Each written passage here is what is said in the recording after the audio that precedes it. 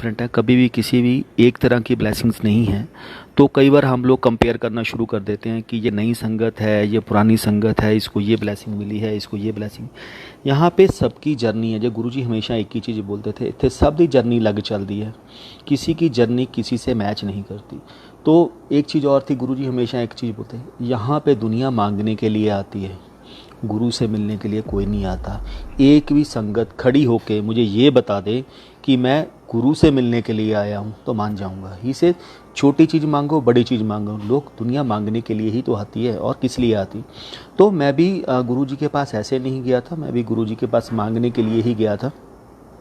तो जब आपको प्रॉब्लम होती है, आप सबसे पहले कोई ढूंढते हो जहाँ पे कोई द्वारा है, मंदिर, मस्जिद, गुरुद्वारा, गुरुओं के पास बाद में जाते हो। मेरा भी यही हाल था। तो मेरी वाइफ को प्रॉब्लम थी, तो हमने बहुत इलाज कराया। ब्लैक मैजिक के कारण मैंने बहुत हर एक जगह भटका हूँ मैं। तो चलते चलते एक दिन किसी ने बताया कि गुरुजी की अपनी लीला है, बुलाने का टाइम है गुरुजी का, कि किस वक्त मुझे कब बुलाना है, और टाइमिंग गुरुजी डिसाइड करते हैं। तो ऐसे ही गुरुजी ने 96 में, 95 या 96 में पटियाला में गुरुजी ने नए साल का फंक्शन सेलिब्रेशन किया, और उसके बीच में गुरुजी ने अपनी फ़ोटोग्राफ बांटी। उन फ़ोटोग्राफ में एक फ़ोटोग्राफ मेरी मामी जी को मिली, वो फ़ोटोग्राफ लेके उन्होंने एक फ़ोटोग्राफ हमें दे दी। तो गुरुजी की फ़ोटो घर पे आ गई। गुरुजी की फ़ोटो ही घर पे आ जाए तो इट मीन गुरुजी की हाजिरी लगनी आपकी शुरू हो जाती है।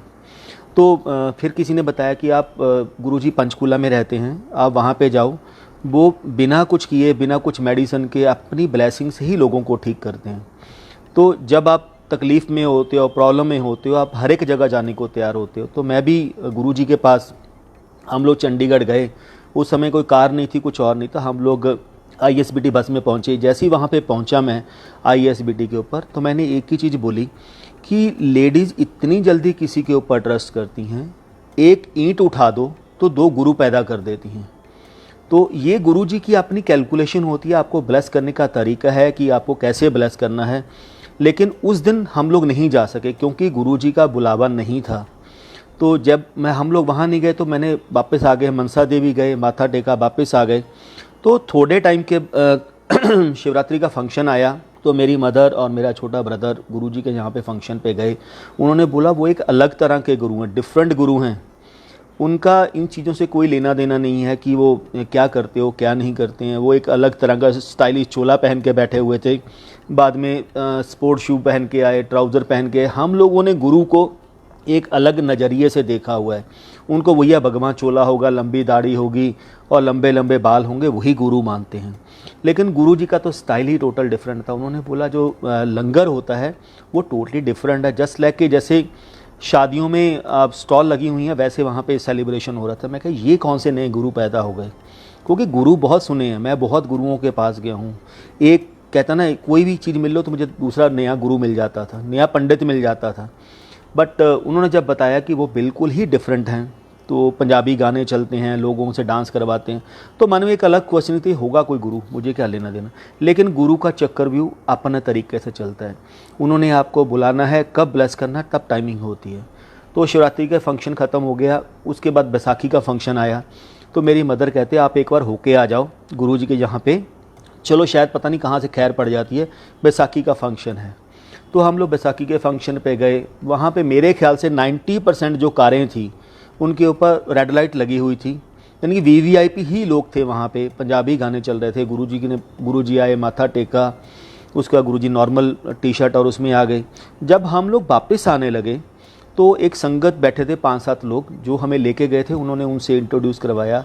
तो उन संगत ने बोला कि गुरुजी बोलते हैं जो सच्चे मन से मेरे पास आएगा या जिसको मैं अपने पास बुलाना चाहूँगा, मैं उसके घर पे ज़रूर जाता हूँ, विजिबल अनविजिबल। आप ये ना सोचो कि गुरुजी आज नहीं आ रहे, गुरुजी आज की डेट में भी हर एक संगत के घर पे आ रहे हैं। बात है आपके भाव कैसे हैं। तो जब मैं आ गया, मैं कहा जब मैं किसी गुरु को बुलाऊँगा नहीं तो गुरुजी आएंगे क्यों। तो करने के बाद हम लोग घर आ गए। तो मेरे ख्याल से 3 या 4 दिन निकले होंगे। ये हमारे बेडरूम का गेट अपने आप खुलता है। मेरी वाइफ ने मुझे उठाया, ये वो कोई लेडीज़ खड़ी है जो मुझे परेशान करती, जो ब्लैक मैजिक में उसको परेशान करती थी, वो लेडीज़ खड़ी है। जब मैंने देखा तो वहाँ कुछ भी नहीं था, बट हमारे बेडरूम का गेट खुला हुआ था। तो एक हल्की सी फ्रेगनेंस थी। उस समय ये नहीं मालूम था कि गुरुजी में से ऐसे फ्रेगनेंस भी आती है कैसी नहीं है। आप एक बार जाके गुरुजी को कैसे महसूस कर सकते हो, आपको टाइम लगता है हर एक चीज़ में। तो चलने के बाद तो हम लोग जब गए तो सारा दिन घर में सफाई वगैरह हो गई, मेड के सफाई करके चली गई क्लीनिंग करने के बाद। तो मंदिर के बीच में दूर से वाइफ को एक दिखाई देती है कि दूर एक गोल्डन कलर की कोई लाइट अंदर से मंदिर के बीच में से निकल रही है। जब इसने पास जाके देखा तो एक छोटी सी तार थी जो मंदिर के बीच में पड़ी थी। तो इसने वो तार उठाई और उठा के रख दिया। शाम को मेरे जैसे ही मैं ऑफिस से आया तो इन्होंने बोला कि एक जो तार आई है मंदिर के बीच में, पता नहीं, हमारे तो कोई ऐसी तार नहीं आती। तो मैंने कहा शायद कुछ माता की चुनरी पड़ी होगी, उसकी तार होगी। सबसे मैच किया, कहीं पे कुछ मैच नहीं हुआ। वो रूटीन डेली आनी शुरू हो गई, 1 दिन 2 दिन 3 दिन 4 दिन, तो 1 हफ्ता आई। फिर उसके बाद गुरुजी के पास गए, फिर वो आती रही। तो तकरीबन 8 से 9 दिन तक वो तारें आई। तो फिर बाद में जाके गुरुजी ने बताया था कि मैं तेनू सिर्फ दसन पिछे कि मैं तेरे घरे आया, मैं गोल्ड दियाँ अपने सुच्चे तिल्ले दियाँ तारां तेरे घरे अपने चोले तो सट के आंदा सी, सिर्फ मुझे बिलीव करवाने के लिए कि मैं तुम्हारे घर पे आता हूँ। तो गोल्ड की वो तारें, सुच्चे तिल्ले की तारें, अभी तक मेरे पास 20 से 25 तारें हैं जो मैंने संभाल के रखी हुई हैं। तो यहाँ से मेरी जर्नी शुरू होती है। उसके बाद फिर हम लोग गुरुजी के पास गए। जैसे गुरुजी के पास गए, हम लोग एक नॉर्मल रूटीन है, जो भी पुरानी संगत नई संगत आज की डेट में जुड़ रही है, हम लोग क्या बोलते हैं, गुरुजी लोटा ब्लेस करते हैं। गुरुजी लोटा मंगवाते थे, बोलते थे जब आपको ब्लेस करते हैं। ऐसे नहीं है कि हम कोई भी लोटा लेके चले जाएं, हमें भी किसी ने नहीं बताया। तो मेरी मदर लोटा लेके चली गई। गुरुजी हलवा प्रसाद पहले बांटते थे, फिर लंगर होता था, फिर जब छुट्टी होती थी तब आप उनके लोटा में, जैसे मेरी मदर ने उनके सामने लोटा रखा तो गुरुजी बहुत गुस्से में बोले, बहुत ज़्यादा गुस्से में बोले। तो एक ही आंटी, तो मेरी मदर कहती गुरुजी मेरी ना नूंह बीमार रहंदी है, गुरुजी ओहदे लई है, मैं तो मंगवाया सी, मैं डॉक्टर हाँ, कोई जाके डॉक्टर नूं जाके दिखाओ, मेरे कोले की करना है, पंडितां नूं जाके दिखाओ। ही नोज़ एवरीथिंग कि आप क्या सोचते हो, आपके मन में क्या चलता है। तो मेरी मदर की आंखों में लिटरली आंसू थे। फिर मैं अपनी मदर के पीछे, मेरी वाइफ खड़ी थी, उसके बाद मैं खड़ा था। मैं पीछे बोल के यही बोल रहा हूँ, इस गुरु के पास मैं कभी नहीं आऊँगा। क्यों, उस समय वहाँ VVIPs लोग बैठे थे। गुरुजी ने इतनी ज़ोर से डांट लगाई, सारी संगत साइलेंट हो गई और मुझे एक ये फील हो रहा था कि मेरी मदर की इंसल्ट की है इन्होंने। बट फिर भी गुरु की लीला गुरु ही जानता है, जब तक वो नहीं समझाता तब तक हम लोग नहीं समझ सकते। तो उसके बाद गुरुजी ने लोटा देखा, उसमें एक देख के नज़र मारी अपनी और एक फूक मारी, कहते आंटी जा कल्याण करता। कल्याण वर्ड कहना बहुत आसान है, बाद में जाके गुरुजी ने समझाया कल्याण तो सब बोल देते हैं, कल्याण का वर्ड मीनिंग है मैंने तुम्हारी सारी प्रॉब्लम अपने ऊपर ले ली हैं। तो आंटी से समझो कैसे यूज़ करना है, लोटा कैसे यूज़ करना है। तो मैं लोटा लेके, आंटी ने बताया ऐसे यूज़ करना है। हम लोग बाहर आए, गाड़ी में बैठेंगे। आज के बाद इन गुरु के पास मुझे कभी नहीं आना, जो मर्जी हो जाए। तो हम लोग वापस आए। गुरुजी इज़ ए मैग्नेटिक, आपको एक बार गुरुजी ने आपकी बाजू पकड़ ली तो गुरु नहीं छोड़ता, चाहे आप जितनी मर्जी छुड़वाने की कोशिश कर लो, बात है कि वो आपकी बाजू पकड़ ले बस। तो थोड़े दिन निकले, नेक्स्ट वीक फिर आए, चलो यार कोई बात नहीं है, शायद थोड़ा टाइम लगेगा गुरुजी की ब्लेसिंग मिलने में। लेकिन गुरुजी का तो अपनी जो ब्लेसिंग वो फर्स्ट डे से शुरू हो जाती हैं, लेकिन उसकी टाइमिंग होती है किस वक्त किस संगत को कब कल्याण करना है। तो फिर हम लोग गए, फिर कुछ नहीं, लंगर प्रसाद लिया, वापस लिया, हलवा प्रसाद लिया, वापस आ गए। फिर एक 15 20 25 दिन निकल गए। तो मेरी जो हमें लेके गए थे उन्होंने बोला आप एक काम करो, एक गुरुजी के गांव के पास लसोई गांव है, वहाँ पे संतों ने कुटिया बनाई हुई है और गंगा जमुना सरस्वती उन्होंने अपनी कुटिया में उतार के रखी हुई है कि अगर उस कुटिया में आप जाके नहाओगे और उसके बाद आरती लोगे तो ये जो ब्लैक मैजिक की चीज़ें होती हैं, जो जिसको हम लोग ऊपरी छाया बोल देते हैं, ये लोग चीज़ें ख़त्म हो जाती हैं। तो हाँ, जहाँ पे जब तक आपको प्रॉब्लम होती है, जहाँ आपको खैर आप ये सोचते शायद मुझे यहाँ से कुछ ना कुछ मिल जाएगा, गुरुजी के यहाँ से नहीं मिला, मे भी वहाँ जाके मिल जाए। तो हम लोग वहाँ पे भी चले गए। तो वहाँ पे नहाए धोए, वापसी पे हम लोग गुरुजी के गांव आए, जो गुरुजी का जन्म स्थान है। जो हमें लेके गए थे उन्होंने एक लोटा, वहाँ से एक छोटा सा ईंट का टुकड़ा उठाया और उठा के मुझे दे दिया। कहते बेटा इसको संभाल के रखना, जहाँ महापुरुष पैदा होते हैं वहाँ की मिट्टी भी सोने के भाव होती है। अगर हम किसी 12 ज्योतिष शिवलिंग पे जाते हैं, हमें नहीं मालूम शिव जी कब आए थे। हम लोग गुरुद्वारा साहब में जाते हैं, हमें नहीं मालूम 10 पातशाहियाँ वहाँ पे कब आई थी, लेकिन फिर भी हम उस जगह की मिट्टी को माथे पे लगाते हैं कि कभी तो वो आए थे ना यहाँ पे। तो सेम मेरा भी यही था, कोई बात नहीं है, एक ईंट पड़ी है तो इनके लिए भगवान है, इनके लिए महापुरुष हैं, मैं तो तब मानूंगा जब मेरा कल्याण होगा। तो मैंने ईंट का टुकड़ा लाया और उसको मैंने सोचा, उन्होंने बोला एक काम करना, इसको अच्छी तरह धो के मिट्टी पानी से साफ़ करके इसको अपने मंदिर के बीच में कपड़े में लपेट के रख देना। मैं कहा ठीक है, मैंने वैसे ही किया, रख दिया। क्यों, मेरे दिमाग में सिर्फ एक ही क्वेश्चनिंग चल रही थी, अगर तो काम हो गया तो ठीक है, नहीं तो दिवाली या कोई फंक्शन आएगा, सारे घर की सफाइयाँ करती हैं तो ईंट को भी जल प्रवाह कर देंगे। बस इतना ही था, इसके बिना मेरा और कुछ नहीं था। तो जैसे ईंट लेके आए तो सेम नाइट गुरुजी मेरे ड्रीम में आए। तो मेरे बेटा हुआ था, मेरी सिस्टर आई हुई थी, तो हम वो अलग लेटे हुए थे, मैं सिंगल बेड के ऊपर रूम में लेटा हुआ था। तो गुरुजी आके मेरे पीछे खड़े हो गए। मैं जैसे ही लेटा, गुरुजी कहा नरेंद्र उठ। तो मैंने घड़ी देखी तो मेरे घड़ी में 12:30 का टाइम था रात का। मैं कहा गुरुजी आप कहाँ से आ गए इस समय रात को? उस समय तो पता ही नहीं था, बिल्कुल भी, बिल्कुल न्यू थे हम लोग। मैं कहा गुरुजी आप कहाँ से आ गए? इसे पुछीदा नहीं होंदा, बस तू देख अज नज़ारे देख तू।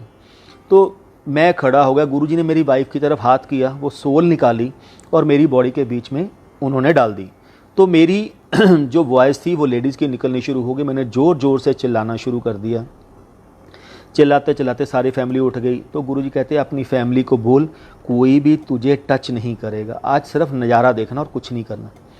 चलते चलते मैंने सबको बोला कि टच ना करियो कोई, देखो आज गुरुजी खड़े हैं यहाँ पे, गुरुजी अपने ठीक करने वाले हैं। तो गुरुजी उस लेडीज़ को बोल रहे हैं कि हूँ जाना है क्या रुकना है, क्या मैं कुछ और इलाज करूँ? तो उसने बोला देख इन्होंने मेरे लिए कितना इलाज करवा लिया, कोई पंडित नहीं छोड़ा, कोई मजार नहीं छोड़ी, कोई मंदिर नहीं छोड़ा, लेकिन मैं किसी के कंट्रोल में नहीं आ सकती थी। क्यों? मैं इतनी पावरफुल हूँ। तो गुरुजी ने फिर बोला जाना है कि मैं दूसरा तरीका अपनाऊँ?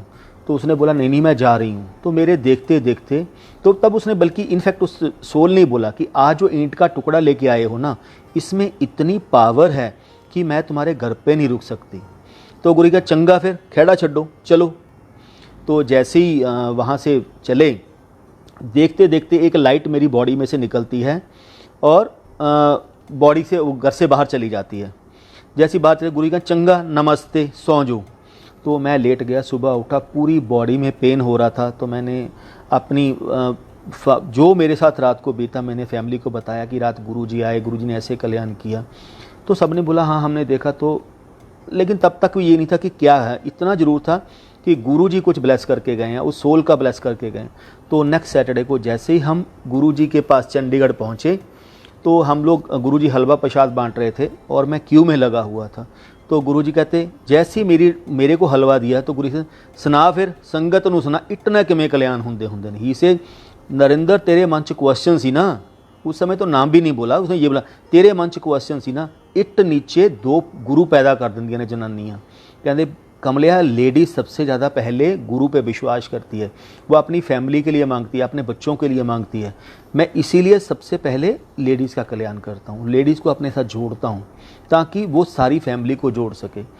तो ही से देख ला फिर इतना कि मैं कल्याण होंदे होंदे नहीं, ही से तेरे मन जो हमारे मन में क्वेश्चन होगा उसी से आपका कल्याण करेंगे। आज उस साल को मेरे ख्याल से 23-24 साल हो गए हैं, तो कोई प्रॉब्लम तो है नहीं उसके बाद। तो ये गुरुजी की जर्नी थी। उसके बाद हम लोग, आजकल सावन का महीना चल रहा है, अमरनाथ की यात्रा चल रही है, तो मैं भी अमरनाथ की यात्रा पे जाता था, मेरा छोटा ब्रदर भी जाता था।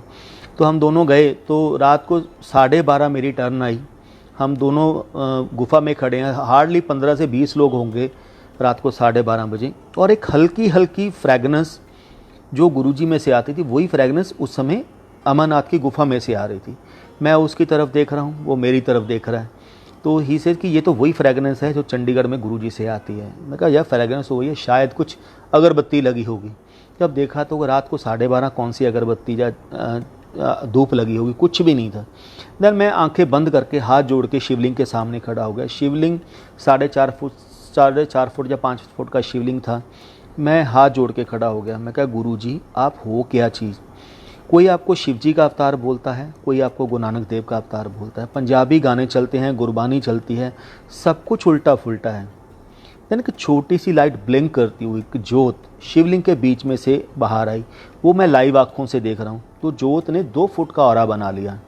पहले उन्होंने शिव जी के दर्शन करवाए मुझे, फिर अपने दर्शन कराए, फिर शिव जी के, फिर अपने, फिर उनकी वही पंजाबी वाली टोन, कहते कमलिया मेरे ते शिव च कोई फर्क नहीं हैगा, मैं ते शिव इक्को ही रूप इक्को ही जोत हाँ। तो उसके बाद वो जोत छोटी बनी, दोबारा जाके शिवलिंग में मिल गई वो। तो हम लोग नीचे आने लगे। तो रात को 1:30 बजे मेरी वाइफ को ड्रीम दिखाते हैं। गुरुजी के ड्रीम नहीं होते, रियलिटीज़ होती हैं। तो गुरुजी का ड्रीम आना, वाइफ को ड्रीम आता है गुरुजी नंदी बैल के ऊपर बैठे हुए हैं। कभी शिव जी का बाल रूप बना रहे हैं, कभी अपना रूप बना रहे हैं, कभी शिव जी का विराट रूप बना रहे हैं, कभी खुद उस नंदी बैल के ऊपर बैठे हैं त्रिशूल पकड़ के। कहते आंटी नरिंदर नूं मैं दर्शन करवाते अमरनाथ दी गुफा दे विच, तू भी दर्शन कर ला शिव जी दे। तो विदिन 3 मंथ उन्होंने अपने उस रूप के दर्शन करवा दिए जिनको हमें बहुत टाइम लगता है, लेकिन हम तब तक उनको नहीं समझ सकते जब तक वो ना समझाना चाहें। उस चीज़ को समझने में हमें बहुत टाइम लगा। तो यहाँ से जर्नी चलती चलती गुरुजी ने एक एक करके मेरी जर्नी शुरू की। जैसे ही हम चंडीगढ़ जाते थे तो गुरुजी हमेशा एक चीज़ के ऊपर फोकस बोलते थे हमेशा, गुरुआं कोलों मंगीदा नहीं हुंदा है, गुरुआं नूं मन्नीदा हुंदा है। मंग के अपने गुरुआं नूं छोटा नहीं करीदा। जिसके पास कुछ होगा वो देगा, जिहदे कोले कुछ होएगा ही नहीं कहाँ देगा की हो। तो ये गुरुजी का थी, मांगो, मेरे से ही मांगना। आप लोगों ने कई उन चीज़ों को गलत इंटरप्रेटर कर लेते हैं हम लोग कि गुरुजी ने, जब गुरुजी ने बोलना कि मांगना नहीं तो फिर क्यों मांगते। गुरुजी ने बोला मांगो, लेकिन तब मांगो जब पानी आपके सिर से ऊपर निकलने लगे, उस चीज़ का कोई हल ना निकले, तब मेरे सामने रो। छोटी छोटी चीज़ें तो सबकी लाइफ में आती हैं। कर्मों का भुगतान सबको करना पड़ता है, तो अपने कर्मों का भुगतान ईजिली तरीके से करो, गुरु की ब्लेसिंग से करो, ना कि गुरु को हर एक छोटी छोटी चीज़ में याद करना शुरू कर दो। आप उनका शुक्राना करो, पल पल शुक्राना करो, उनके एक एक श्वास से शुक्राना करो। ही से जितनी बार भी बोलना तो गुरुजी हमेशा एक चीज़ के ऊपर फोकस करते। ही से अगर भगवान को पाना है आपने अच्छी तरह, गुरु को पाना है, तो तीन चीज़ों पर फोकस रख के चलो, गुप्त पाठ, गुप्त दान, गुप्त सेवा। ही से गुप्त सेवा वो करो। हम मंदिर में जाते हैं, गुरुद्वारा साहब में जाते हैं, बड़े मंदिर में जाके सेवा करते हैं, हम दिखाते हैं कि ये सेवा मैंने की है, ये मैं झाड़ू मैंने लगाया। वहाँ दिखाने की ज़रूरत नहीं है कहीं पे भी। गुप्त सेवा करो, किसी को पता भी ना लगे। आप सेवा करके आप चुपचाप अपना गुरु का नाम लेते रहो, सिमरन करते रहो और सेवा करके बाहर हो जाओ। गुप्त पाठ, ही से पाठ वो होता है जो चलते फिरते आपके अंदर चलना चाहिए, ना कि कई बार हम लोग क्या बोलते हैं, लोग आंखों में, बड़े मंदिर जाते हैं या कहीं पे भी जाके हम आंखें बंद करके ये प्रूव करने की कोशिश करते हैं लोगों को, लोग मेरी तरफ इंटरेक्ट हों। अरे भाई, इससे बड़ा तो अच्छा बंदा ही कोई नहीं है। तो ही से गुप्त सेवा, गुप्त पाठ, गुप्त दान। ही से दान वो करो एक हाथ से दो, दूसरे को पता ना हो। लेकिन एज ए ह्यूमन टेंडेंसी, जब तक मैं दान करने के बाद पूरी दुनिया को नहीं बता दूंगा, बुरी संगत को नहीं बता दूंगा, तब तक वो मैं ये समझता हूँ शायद मैंने दान नहीं किया। कि इसे एक हाथ से दान करके दूसरे हाथ को भी पता नहीं लगना चाहिए कि मैंने कुछ दान किया। ये है, कहते जिसने इन 3 चीज़ों के ऊपर कंट्रोल कर लिया ना, गुप्त पाठ, गुप्त दान और गुप्त सेवा, भगवान तो उसके पीछे पीछे भागता है। भगवान भी अपनी संगत को ढूंढता है कि मैं कहाँ पे हूँ। तो ऐसे ही चलता रहा। तो ये चीज़ों का आंसर देने के लिए बहुत टाइम के बाद गुरुजी ने आंसर दिया। एक दिन मेरे 2004 की बात होगी, दिवाली का दिन था। तो हम लोग गुरुजी के पास एम्पायर स्टेट पहुंचे हुए थे। तो गुरुजी हमेशा एक ही चीज़ बोलते थे, गुरुआ ना दिवाली मनाई दी होंगी, रब ना दिवाली मनाई दी होंगी, फिर शायद पता नहीं मौका मिलना है कि नहीं मिलना, ये दिवालियों को याद करोगे आप। तो गुरुजी के पास खड़े थे, मैं, गुरुजी डेस्क के ऊपर बैठे हुए थे एम्पायर स्टेट में, और मैं गुरुजी के मुक्की मारा था। हार्डली मेरे ख्याल से 4 से 5 संगत उस समय एम्पायर स्टेट में आई थी।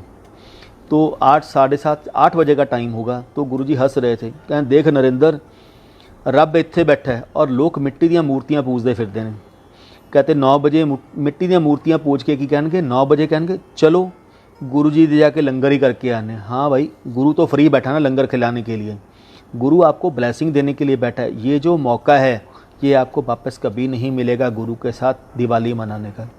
लेकिन शायद हम लोगों की गलतियाँ थी जो हम लोग उन चीज़ों को मिस करते थे। तो मैं मुक्की मारता मारता एक दिन थोड़ा टाइम निकला। तो गुरुजी कहते नरेंद्र, गुरुआ तो क्यों नहीं मंगीदा हुंदा। तो मैंने जो मेरे एज ए ह्यूमन जितने हम लोग बोल सकते हैं, गुरुजी ऐसे नहीं, आप बिना मांगे सब कुछ दे देते हो, आप उतने आंसर दे दिए। 1 आंसर दिया, 2 दिया, 3 दिया। ही से लॉजिक क्या है, क्यों नहीं मांगना चाहिए। तो कोई लॉजिक आंसर नहीं। मैंने एंड पे हाथ जोड़ के गुरु जी के पास खड़ा हो गया। ही से गुरुआं कोलों मंगीदा नहीं हुंदा, गुरुआं नूं मन्नीदा हुंदा। गुरु की ब्लैसिंग लेनी सीखो। ही से नरेंद्र, दो तरह की गुरु की ब्लैसिंग चलती हैं, एक लॉन्ग टर्म, एक शॉर्ट टर्म। एक पानी को उबालो, चाय पत्ती डालो, चीनी डालो, दूध डालो, एक उबाला दे दो और उस चाय को साइड पे निकालो। एक पानी को अच्छी तरह उबालो, चाय पत्ती डाल के उबालो, चीनी डाल के उबालो, फिर दूध डाल के अच्छी तरह उबाले दो, तो उस चाय को दूसरे गिलास में डालो, तो दोनों चायों के टेस्ट में फ़र्क होगा। ये सेम गुरु की ब्लेसिंग होती है, इंस्टेंट ब्लेसिंग। हम लोग क्या है, हम लोग इंस्टेंट ब्लेसिंग लेने की कोशिश करते हैं कि पहली बार गुरु जी के पास गए, गुरु जी प्लीज़ मुझे ये चीज़ दे दो। ही से मैं महाशिव हूँ, मेरे से जो मांगोगे मैं तुम्हें इंस्टेंट दे दूंगा। लेकिन गुरु को टाइम देना सीखो, गुरु को भी टाइम दो, ताकि आप लॉन्ग टर्म ब्लेसिंग लेके जाओ गुरु से, शॉर्ट टर्म ब्लेसिंग लेके ना जाओ। तो ही से तो करते करते गुरुजी ने ऐसे समझाना शुरू किया। तो ही से कि नरेंद्र, मैं तेन सत्संग सुनाना। ही से बचपन में मैं जब BA पार्ट 1 में पढ़ता था, तो मलेरकोटला कॉलेज, गवर्नमेंट कॉलेज में पढ़ता था, तो मेरे प्रोफेसर साहब के घर पे बहुत रहता था। मैं उनको अपने पेरेंट्स की तरह समझता था और उन अंकल आंटी के बीच में मैं जस्ट लाइक उनके बेटा की तरह सो भी जाता था। उनके एक ही बेटी थी। तो एक दिन मैंने प्रोफेसर साहब को बहुत कुछ दिखा दिया था BA पार्ट 1 में। इनफैक्ट मैंने BA फाइनल में क्या एग्ज़ाम आने हैं, क्या रिजल्ट आएगा, गवर्नमेंट कॉलेज मलेरकोटला का क्या रैंक आएगा, मेरा क्या रैंक आएगा, मैंने वो तक उनको बता दिया था। वो मुझे गुरु बोलते थे, मैं उनको गुरु बोलता था। कहते क्यों, ह्यूमन बॉडी भी अगर आपने ली हुई है, भगवान भी ह्यूमन बॉडी में आएगा, तो भगवान को भी एक गुरु की ज़रूरत होती है। कहते साडे टाइम कहते गुरुओं की बहुत वैल्यू होंदी सी, लेकिन आज की डेट में गुरुओं की वैल्यू बहुत कम है।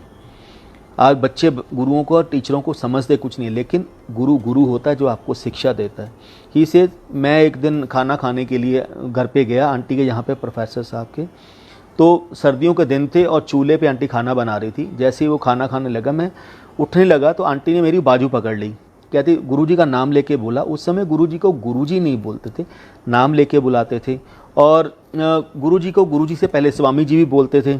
तो गुरुजी का नाम लेके उन्होंने बोला, मुझे मालूम है तेरे में बहुत शक्ति है, तू वो कर सकता है जो कोई नहीं कर सकता, मुझे एक बेटे की दात ब्लेस कर दे।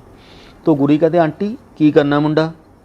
कहते नहीं गुरुजी, मुझे प्रोफेसर साहब के वंश चलाने वाला बेटा चाहिए। गुरु कहते आंटी एक आंसर दे मैनू, एक क्वेश्चन का उत्तर दे मैनू, तेरे प्यो का नाम की, ये उहदे प्यो का नाम की, ये उहदे प्यो का नाम की, पता नहीं, उहदे प्यो का नाम की, पता नहीं।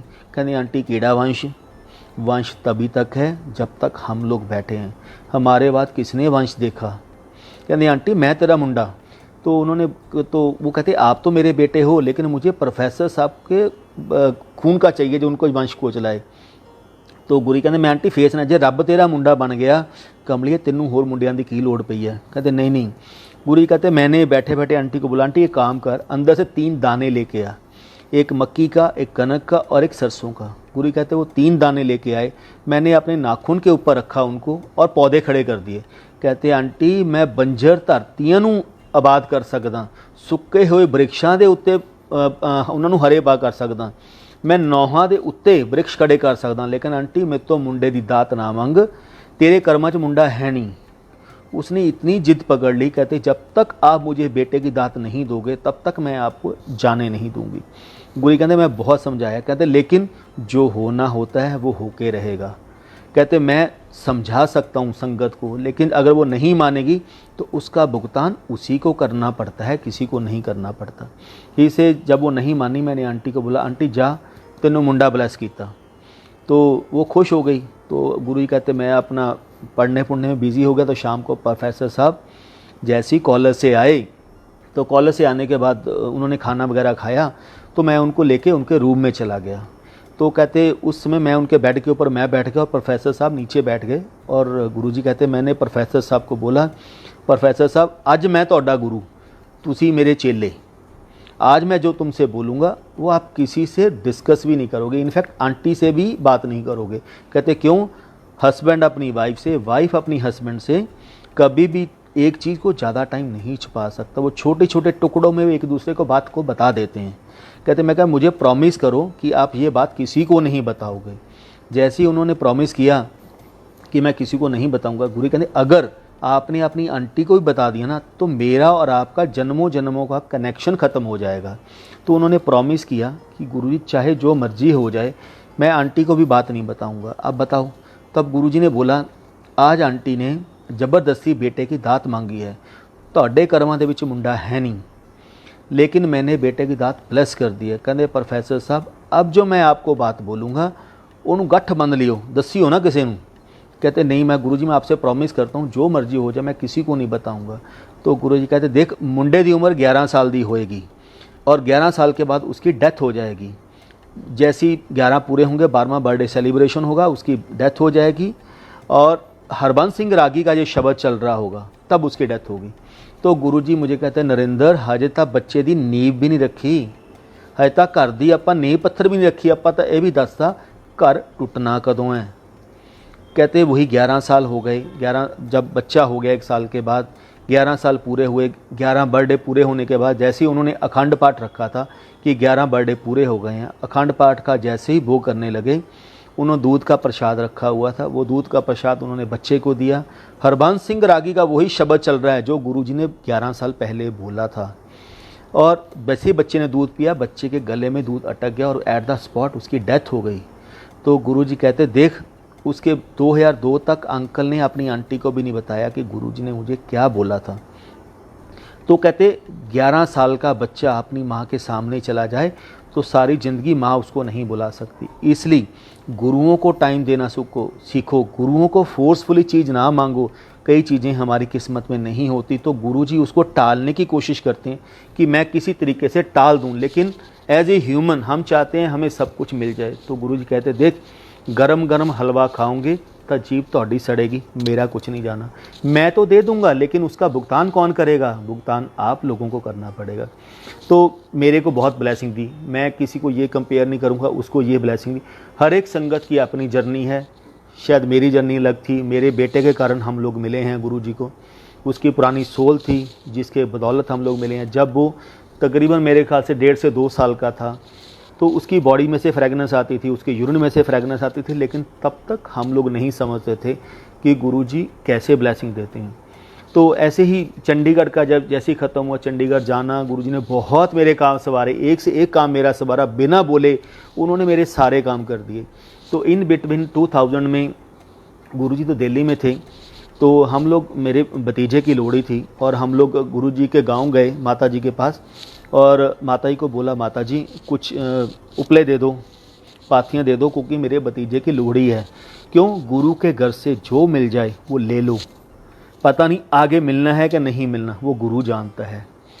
आज आपको देने के बाद गुरु ने कब आपके ऊपर बख्शिश करनी है वो कुछ नहीं पता, लेकिन गुरु जी ऑलवेज से अपने बर्तन अपने भांडे खुले करके लेके आया करो, मेरे अपनी ब्लैसिंग लेने ली ताकि मैं कुछ डाल सकूं।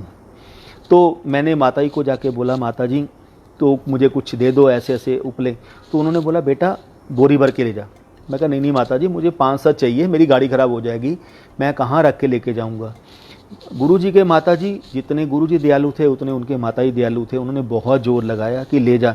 फाइनली मैंने 10 लिए होंगे उपले और अपनी गाड़ी में रखा और मैं लेके आ गया। ये सारा कुछ ये चक्रव्यूह जो होता है ना गुरुजी चलाने वाले होते हैं। तो गुरुजी हम लोग बोलते हैं तकलीफ़ आई एंड गुरुजी के मंदिर पे गए तो तब मेरा ख़त्म हुआ। जब गुरुजी के पास ही से शुरू भी करने वाला मैं हूँ, ख़त्म भी करने वाला मैं हूँ। क्यों, मुझे मालूम है मैंने तुम्हें धीरे धीरे करके कैसे ब्लेस करना है। तो ये जो लोहड़ी का सारा था ये गुरुजी ने भी प्लान किया था। तो उसके बाद हम लोगों ने लुधियाना में लोहड़ी सेलिब्रेशन की। तो गुरुजी ने गुरुजी के माताजी को दिल्ली बुला लिया।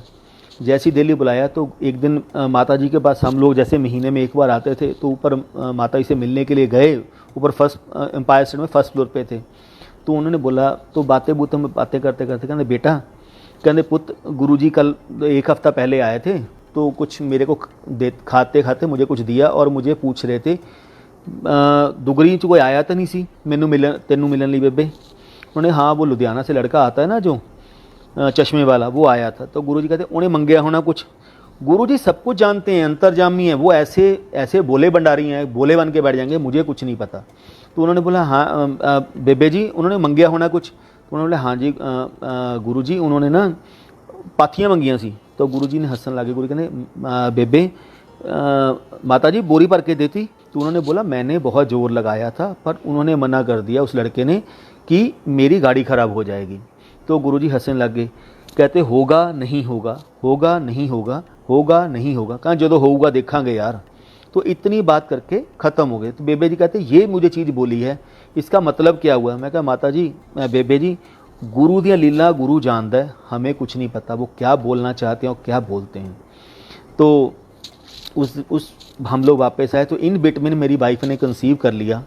तो कंसीव करते करते एवरी मंथ हम दिल्ली से लुधियाना से दिल्ली आते थे एम्पायर स्टेट में गुरुजी को माथा टेकने के लिए, महीने में एक बार। 7th मंथ पूरे हो गए तो हम लोग गुरुजी के गांव भी जाते थे दुगरी, और यहाँ पे भी आते थे। तो एक दिन शाम को मैंने जो जिनके साथ आया था मैंने उनको बोला कि प्लीज़ अगर गुरुजी से मुझे एक कपड़ा ले दो, जो भी बच्चा होगा मैं चाहता हूँ मैं उसको पहला कपड़ा गुरुजी का लगाऊं, जो गुरुजी की ब्लेसिंग वाला कपड़ा हो। तो गुरुजी अपने रूम में लंगर लेने जा रहे थे। तो उन्होंने जैसे ही हमारे पास आके खड़े हो गए तो उन्होंने बोला गुरुजी ये बोल रहा है नरेंद्र कि ऐसे ऐसे मुझे एक थोड़ा कपड़ा दे दो कोई, तो मैं जो भी बच्चा होगा मैं उसमें लपेटूंगा। तो गुरुजी हंसने लग गए, होएगा दमागे दमागे, हजे टाइम नहीं आया, जब टाइम आऊगा दमागे। तो गुरुजी को सब कुछ पता होता है, उनको तो बताने की ज़रूरत नहीं होती, कहते हजे टाइम है।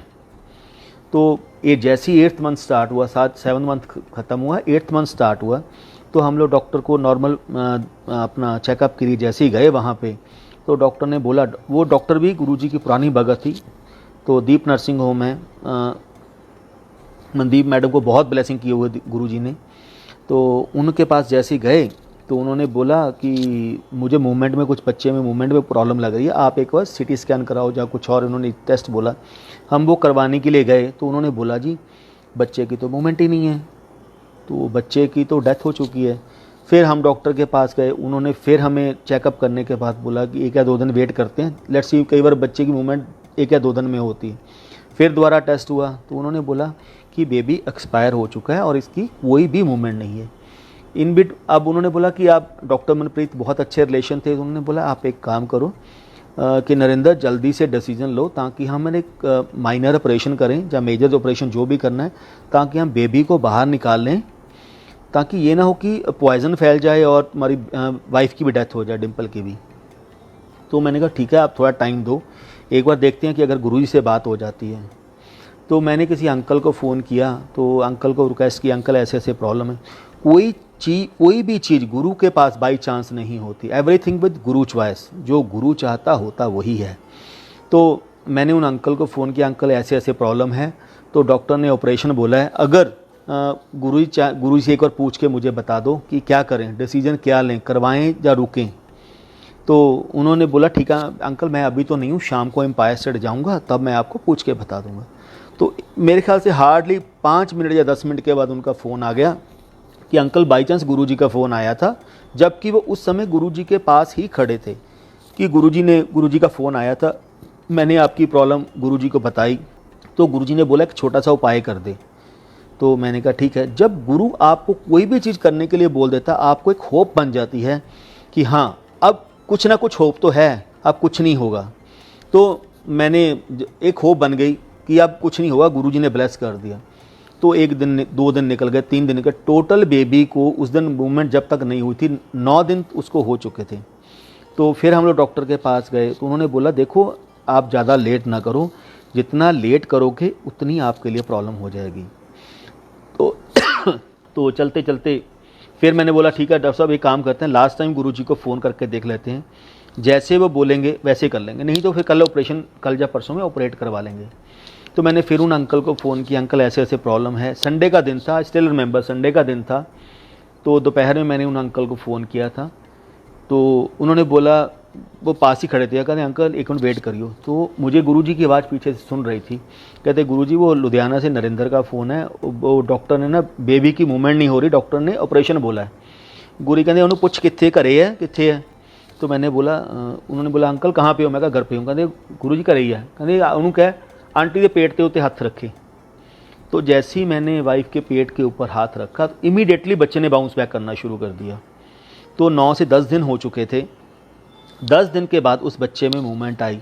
तब गुरुजी कहते हाँ की होया कुछ, तो मैंने बोला जी ये तो भी उस मूवमेंट शुरू हो गई। गुरु कहते गुरुआं दे हुंदे टेंशन लैन की लोड़ नहीं हुंदी, जिन्ना तक गुरु बैठा है गुरु मौत नूं भी टाल दिंदा है, लेकिन गुरु पे विश्वास बहुत बड़ी चीज़ है। तो चलते चलते उन्होंने फिर कुछ नहीं किया, चलता 8 मंथ भी ख़त्म हो गया, 9th भी ख़त्म हो गया। जैसे ही सजेरियन हुआ 9th मंथ ख़त्म होने के बाद सजेरियन हुआ, बेबी के बेटी हुई थी, उसके लंग्स में वाटर चला गया और उसको आईसीयू में रखा। दी 3rd डे मेरी मदर को डॉक्टर ने बेटी दी कि अब ये आउट ऑफ कंट्रोल है, आउट ऑफ डेंजरस है, इसको कोई प्रॉब्लम नहीं। हमने सारा पानी निकाल दिया। तो मेरी मदर को उन्होंने 1 घंटा दे के रखा बेबी को। मैंने 5 मिनट बस उसको पकड़ा और आते आते सिर्फ एक ही चीज़ उसके कानों में बोली थी, ओम नमः शिवाय शिव जी सदा सहाय, ओम नमः शिवाय शिव जी सदा सहाय।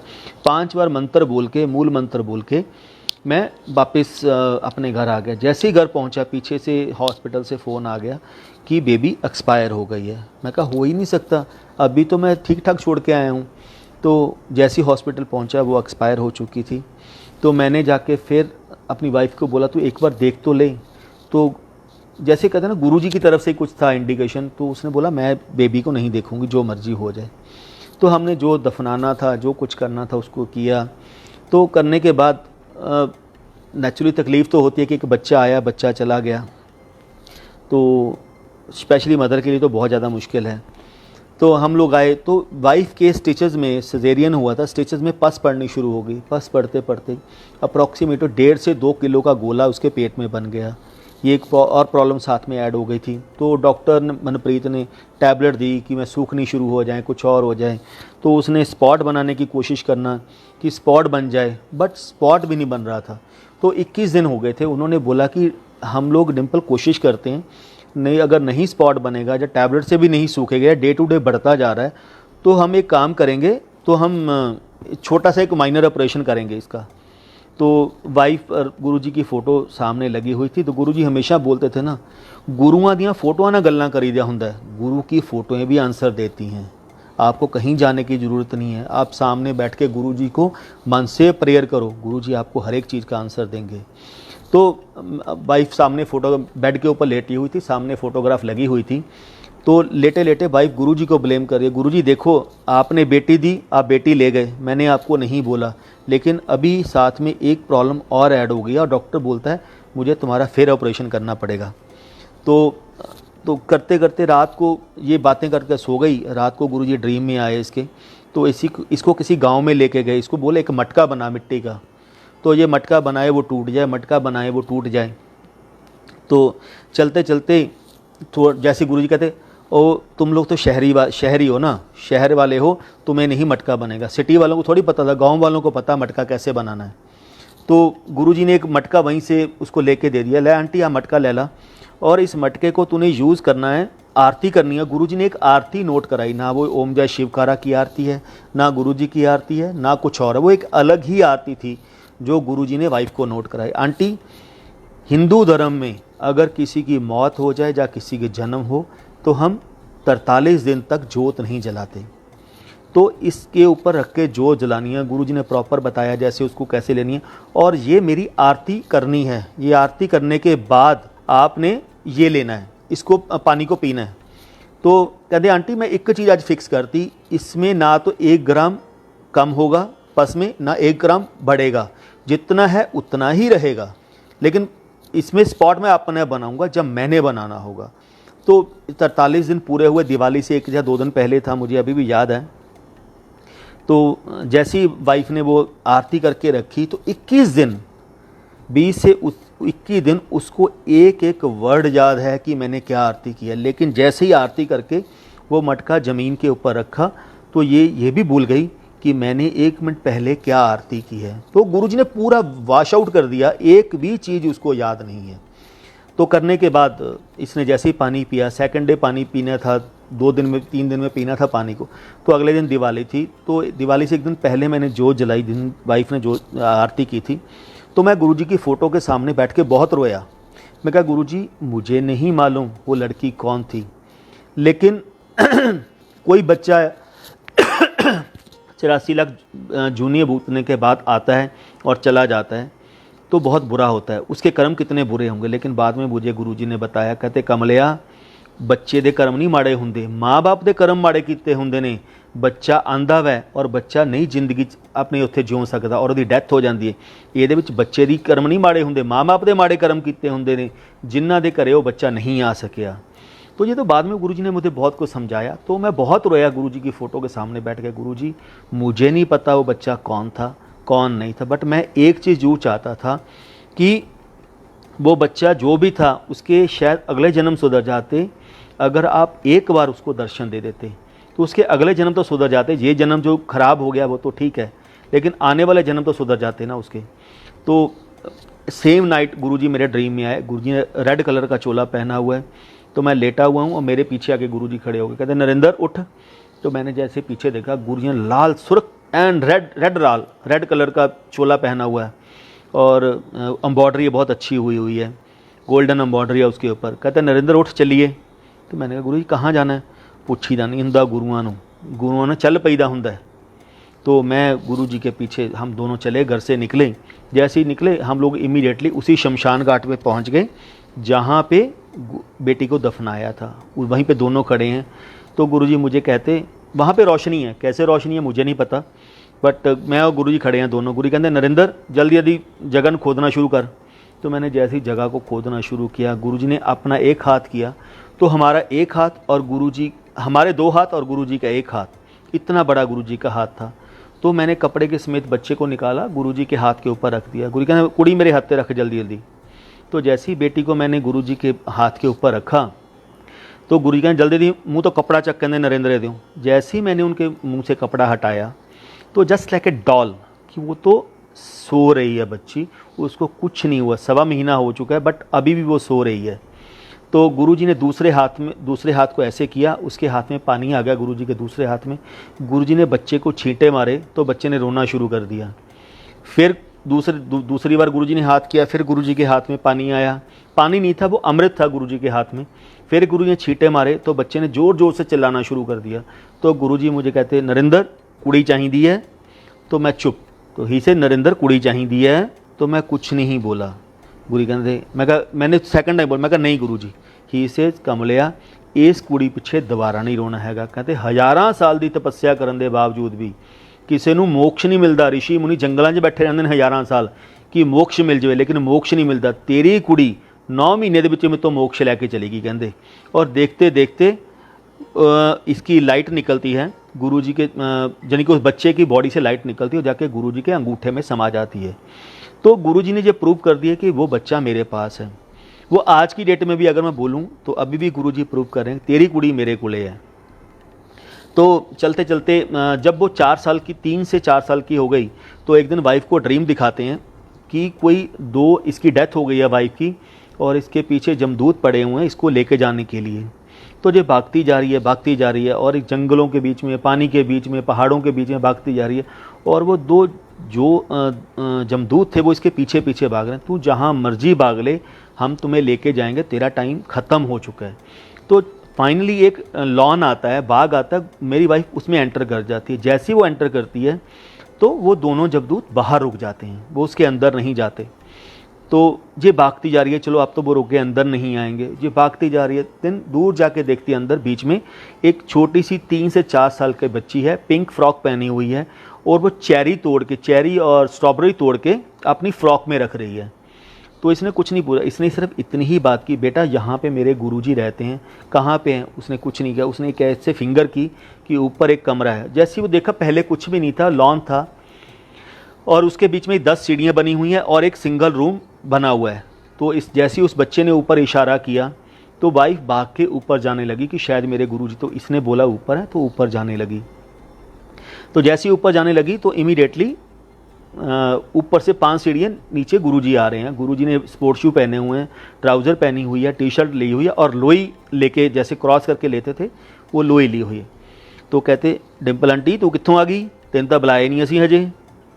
तो वो चुप कर गई। तो कहते गुरुजी वो ना 2 मेरे पीछे पड़े हुए थे, कहते तेरी डेथ हो गई है। गुरुजी कहते ये मेरा एरिया है, इस एरिया में कोई भी एंटर नहीं कर सकता जब तक मैं ना चाहूँ। तो गुरुजी ने जस्ट लाइक ए चाइल्ड, जैसे अपनी बेटी को बाप गलबकड़ी में लेता है, इसकी कंधे के ऊपर हाथ रखा और बातें करते करते नीचे सीढ़ियाँ उतर के आ गए। जैसी सीढ़ियाँ उतर के नीचे आए तो वो बच्चे के पास आके गुरुजी खड़े हो गए। कहते भाई पूछ दिया, गुरुजी ये बच्चा कौन है बेटी लड़की जी? तो गुरुजी कहते ये चली है। कहते मैं इहनूं कहना जा जाके दुनिया च जा, जाके दुनिया का रंग मान, दुनिया के रंग देख, रंग कहे जने गुरिया दुनिया दे। तो कहते मुझे कहीं नहीं जाना, मुझे आपके पास ही रहना है। कहते चली है तो मेरे को ही रहती है। तो ये ड्रीम ख़त्म हो गया। तो इसके बाद कुछ नहीं हुआ। फिर 2000 मेरे ख्याल से 13-14 में एम्पायर स्टेट में सेलिब्रेशन होता है, एम्पायर स्टेट में बर्थडे गुरुजी का 6 जुलाई को। तो 5 जुलाई को हम लोग एम्पायर स्टेट में रहते थे, हमारे पास ही एक आंटी रहते थे। तो उन आंटी को ड्रीम दिखाते हैं 5 तारीख को कि गुरुजी एम्पायर स्टेट में एंटर कर रहे हैं और उनके साथ एक लड़की है जिसकी एज 11 से 12 साल की होगी। 11-12 साल की एक लड़की है और पिंक कलर का उसने पजामी सूट पहना हुआ है, बिल्कुल इक्वल टू गुरुजी वाली हाइट है उसकी। तो वो गुरुजी के साथ बहुत ही स्मार्ट है वो आंटी, कहते जो भी बच्चा है वो, जो भी लड़की है बहुत स्मार्ट है। और वो दोनों गुरुजी और वो दोनों गुरुजी के रूम में चले जाते हैं। गुरुजी ने रेड कलर का चोला पहना हुआ है। गुरुजी अपने रूम में जाते हैं। थोड़े टाइम के बाद 5-7 मिनट के बाद दोनों बाहर आते हैं। तो वो आंटी के पास आके खड़े हो जाते हैं। आंटी ने गुरुजी को अगेन माथा टेका, कहते गुरुजी ये कुड़ी कौन है? कहते नरिंदर दी कुड़ी 12 साल 11 साल दी होगी ना, मेरा जन्मदिन सैलीब्रेशन करने पिछे आई है मेरे नाल। अज 6 तरीक को एम्पायर स्टेट होगा तो 7 तरीक को बड़े मंदिर असी सैलीब्रेशन करके फिर मेरे नाल वापस जाएगी। मतलब ही प्रूव इट कि वो तो मेरे साथ ही तो बैठी है और कहीं नहीं है। तो गुरुजी ही हमारे साथ हैं। हम सबको अगर सोचते हैं कि गुरुजी ने हमें लड़ लगा लिया, हमें छोड़ देंगे, वो नहीं छोड़ते हमें। तो गुरुजी की लीला ऐसे ही बहुत ब्लेसिंग्स हैं, जितनी सुनाते रहो। कहते हैं ना गुरु कहते हैं इन्नी दे देनी है तू सारी ज़िंदगी सुनाई चलो, तब भी आपकी ब्लेसिंग किसी से मैच भी नहीं करेगी। और कभी किसी से कंपेयर भी ना करो, इसको इतना दे दिया मुझे क्यों नहीं दिया। तो ऐसे ही मैं 2000 की बात होगी तो मैं अब 2001 की बात होगी, मैं पंडितों के चक्कर में बहुत जाता था। ऐसा नहीं है कि मैं गुरुजी के पास भी जाता था, बट पंडितों के पास भी जाता था। तो मैं अपने स्कॉलर के पास गया, मैंने अपने बेटे की जन्म पत्री दिखाई कि आप इसकी जन्म पत्री देख के बताओ। तो उसने कुछ नहीं बोला। तो ही सेज कि नरेंद्र ये साल तेरे बेटे के लिए बहुत भारी है, इसको कोशिश करो स्कूल से हटा लो। अगर मैं आपको जन्म पत्री अभी मेरे पास पड़ी है, जिन्होंने बनाई है वो पत्थर पे लकीर हैं, जो बोल दिया वो सत्य। उसमें बड़ा क्लियरली मेंशन्ड है ये बच्चा अल्पायु है और इसकी आयु 8 साल की है, इसकी एज 8 साल की है। अगर भगवान शिव चाहे तो इसकी लाइफ ब्लेस कर सकते हैं, अदरवाइज बहुत मुश्किल है। तो मैंने उन्होंने बोला स्कूल से छुट्टी करवा लो। देखते, मैं कहा अंकल देखो अभी तो नहीं करवाऊंगा, छुट्टी थोड़े दिनों में, जैसे ही स्कूल बंद होंगे नेक्स्ट ईयर में मैं इसको हटा लूँगा, 1 साल के लिए ड्रॉप करवा दूँगा। तो 25 दिसंबर 2001 को गुरुजी जलंधर आ गए। तो न्यू साल का न्यू ईयर फंक्शन सेलिब्रेशन हो गया। उसके थोड़े दिनों के बाद गुरुजी ने बुलाना शुरू कर दिया। तो मैंने ऐसे एक दिन अंकल थे जो गुरुजी के ड्राइवर थे, शगन अंकल, मैंने उनको बोला अंकल एक छोटी सी रिक्वेस्ट है, प्लीज़ गुरुजी से बोल दो, मेरे एक ही बेटा है। तो पंडित ने ये बोला है कि इसकी एज बहुत छोटी है, 8 साल की एज है और ये साल इसकी ज़िंदगी का आखिरी साल हो सकता है, तो अगर प्लीज़ गुरुजी को जाके बोल दो। तो अंकल ने मुझे बोलना शुरू किया, कहते नरेंद्र तू इतने साल हो गए तुझे गुरुजी के पास आते, अभी भी तो गुरु को नहीं समझा। गुरुजी बार बार एक ही चीज़ तो बोलते हैं, डायरेक्ट कनेक्शन बनाओ, डायरेक्ट एप्लीकेशन लानियाँ सीखो, कोई मीडिएटर नहीं है यहाँ पे। मैं गुरुजी को जाके बोल सकता हूँ कि गुरुजी नरेंद्र ने आपसे बात करनी है, उसके आगे आप जानो गुरुजी जाने, मेरा कोई लेना देना नहीं उसमें। तो अंकल अंदर गए गुरुजी के रूम में, तब तक संगत नहीं आई थी। तो हम लोग सेवा में ही थे, बट हॉल में बैठे थे जलंधर गद्दी के पास। तो अंकल ने जैसे ही अंदर गए इमीडिएटली बाहर आ गए कि नरेंद्र जल्दी गुरुजी बुला रहे हैं। तो जैसे ही मैं गया गुरुजी के रूम में, माथा टेका, तो प्रीति आंटी हैं जलंधर में, वो गुरुजी के लिए सूप लेके गई हुई थी और वो सूप पी रही थी। तो इमीडिएटली जैसे आके मैंने माथा टेका तो गुरु कहते हाँ की हो गया। तो मैं कहा गुरुजी वो पंडित ने ना ऐसे ऐसे बोला है कि अक्षय की लाइफ छोटी है। कहते पंडितां ਚੱਕਰ 'ਚ नहीं पैदा ਹੁੰਦਾ, पंडितां ਨੂੰ अपनी उम्र का पता नहीं यार, दूजिਆਂ ਦੀ उम्र का की दसणगे। पंडित ਨੂੰ पता है अगला साह ਉਹਦਾ आना है कि नहीं आना। जिंदगी और मौत 2 चीज़ें भगवान के हाथ में, किसी के हाथ में नहीं है। इसलिए पुठे पंगियां 'ਚ नहीं पैदा ਹੁੰਦਾ। छड्ड तू आंटी ਨੂੰ सत्संग सुना, अगर मैं उस टाइम तक की बात करूं, मैं संगत को नॉर्मली हार्डली मेरे ख्याल 4 से 5 या 7 सत्संग सुनाता था, जिसको मैं समझा यही मेरी ज़िंदगी में अभी तक गुरुजी ने मुझे ब्लेस किया है, इसके बिना कुछ नहीं है। तो मैंने जैसे ही आंटी को सत्संग सुनाना शुरू किया तो गुरु से अभी सुना, अभी सुना, अभी सुना, देन ही 5 से 50 बना दिए उन्होंने। देन ही से नरेंद्र, जो गुरुआं दे लड़ लगते हैं ना, कोई भी चीज़ बाई चांस नहीं होती, एवरीथिंग विद गुरु चॉइस। तुम्हारी ज़िंदगी में वही होता है जो गुरु चाहता है, तो तुम्हारी मर्जी से कुछ नहीं होता जब तुम गुरु के पास लड़ लग जाते हो। तो सुनाते सुनाते मैंने सारा सुनाते, गुरुजी ने कुछ नहीं बोला लास्ट पे। अब ये आपको एक छोटी सी उम्मीद होती है गुरुजी कुछ तो बताएंगे, कुछ तो उपाय ही बता देंगे, लोटा बोल देंगे कि लोटा लेके आ जा, कुछ और लेके आ जा, तो कुछ भी नहीं। तो गुरु कहें जाके सेवा कर, चाय प्रसाद की सेवा कर। मैंने चाय प्रसाद की सेवा करनी शुरू कर दी और रात को लंगर भी हो गया, सब कुछ हो गया। गुरुजी कुछ नहीं बोले। जैसे हम लोग जलंधर से लुधियाना आ रहे थे, वाइफ कहती गुरुजी से कुछ बात हुई, गुरुजी ने कुछ उपाय बताया, मैं गुरुजी ने कुछ नहीं बोला।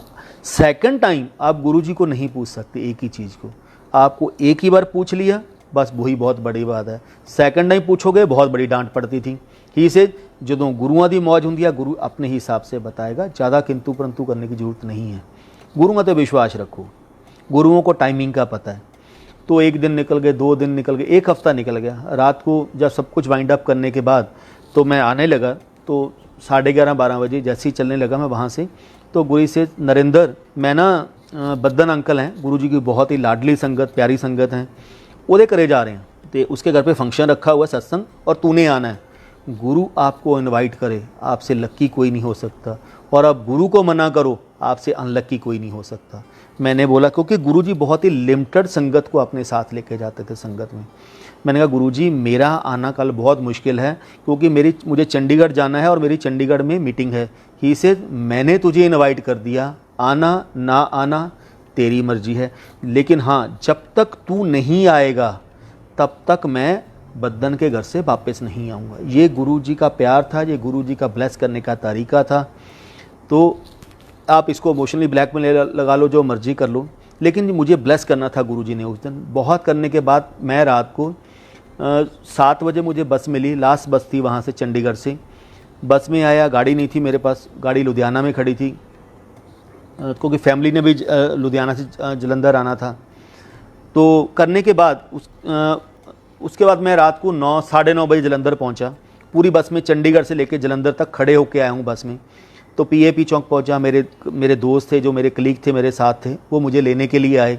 वहाँ पे गुरुजी के पास पहुंचा। हंस जी गुरुजी के चरणों में बैठ के पंजाबी गाने सुना रहे हैं और गुरुजी हलवा प्रसाद बांट रहे हैं संगत को। मैं भी क्यू में लगा, तो जैसे ही मुझे हलवा प्रसाद दिया तो गुरुजी कहते जा जल्दी जल्दी लंगर करके आ। ही सो केयरिंग गुरु, ऐसा गुरु नहीं मिल सकता। ही से बहुत दूरों आए हैं, सफ़र करके ट्रैवलिंग करके आए हैं, जल्दी जाके लंगर खा के आ।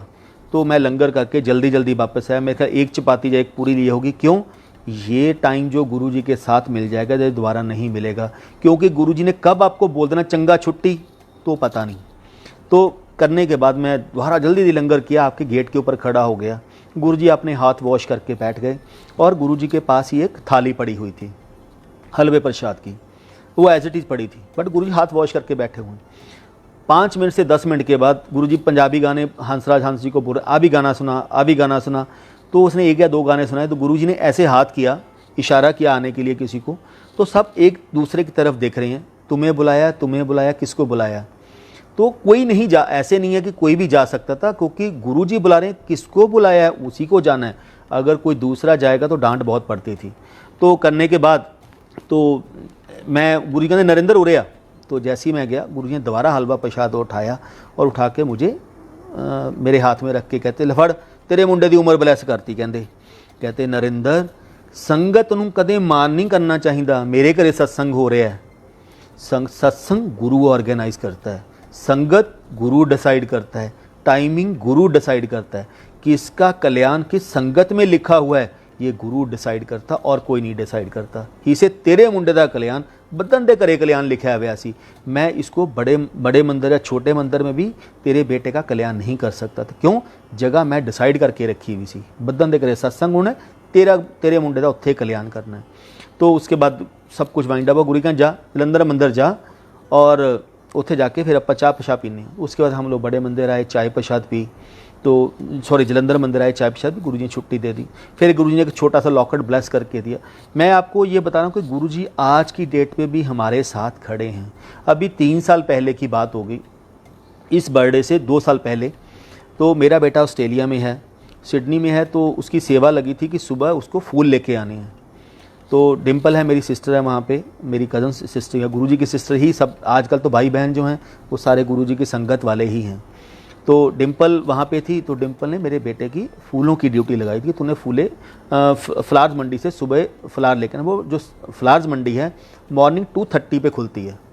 तो इसने बोला हाँ हाँ आंटी मैं चला जाऊँगा, लेकिन इसके घर से भी 1 घंटे का गाड़ी से ड्राइव था। आंटी मैं चला जाऊँगा, आप टेंशन ना लो। तो रात को 11 बजे उसका फिर फ़ोन आना शुरू हो गया। जैसे सो गया, क्योंकि अपने कॉलेज से आया था, सो गया। इसने 2-3 अलग अलग अलार्म लगा दिए कि मुझे सुबह फ्लावर लेने जाना है। तो रात को डिम्पल का फिर फ़ोन आया, इसने नींद में ही उसको मना किया, आंटी मुझे मालूम है मेरे अलार्म लगा, मैं उठ के चला जाऊँगा। उसने फिर 11:20 11:30 किया होगा, फिर 11:45 किया होगा।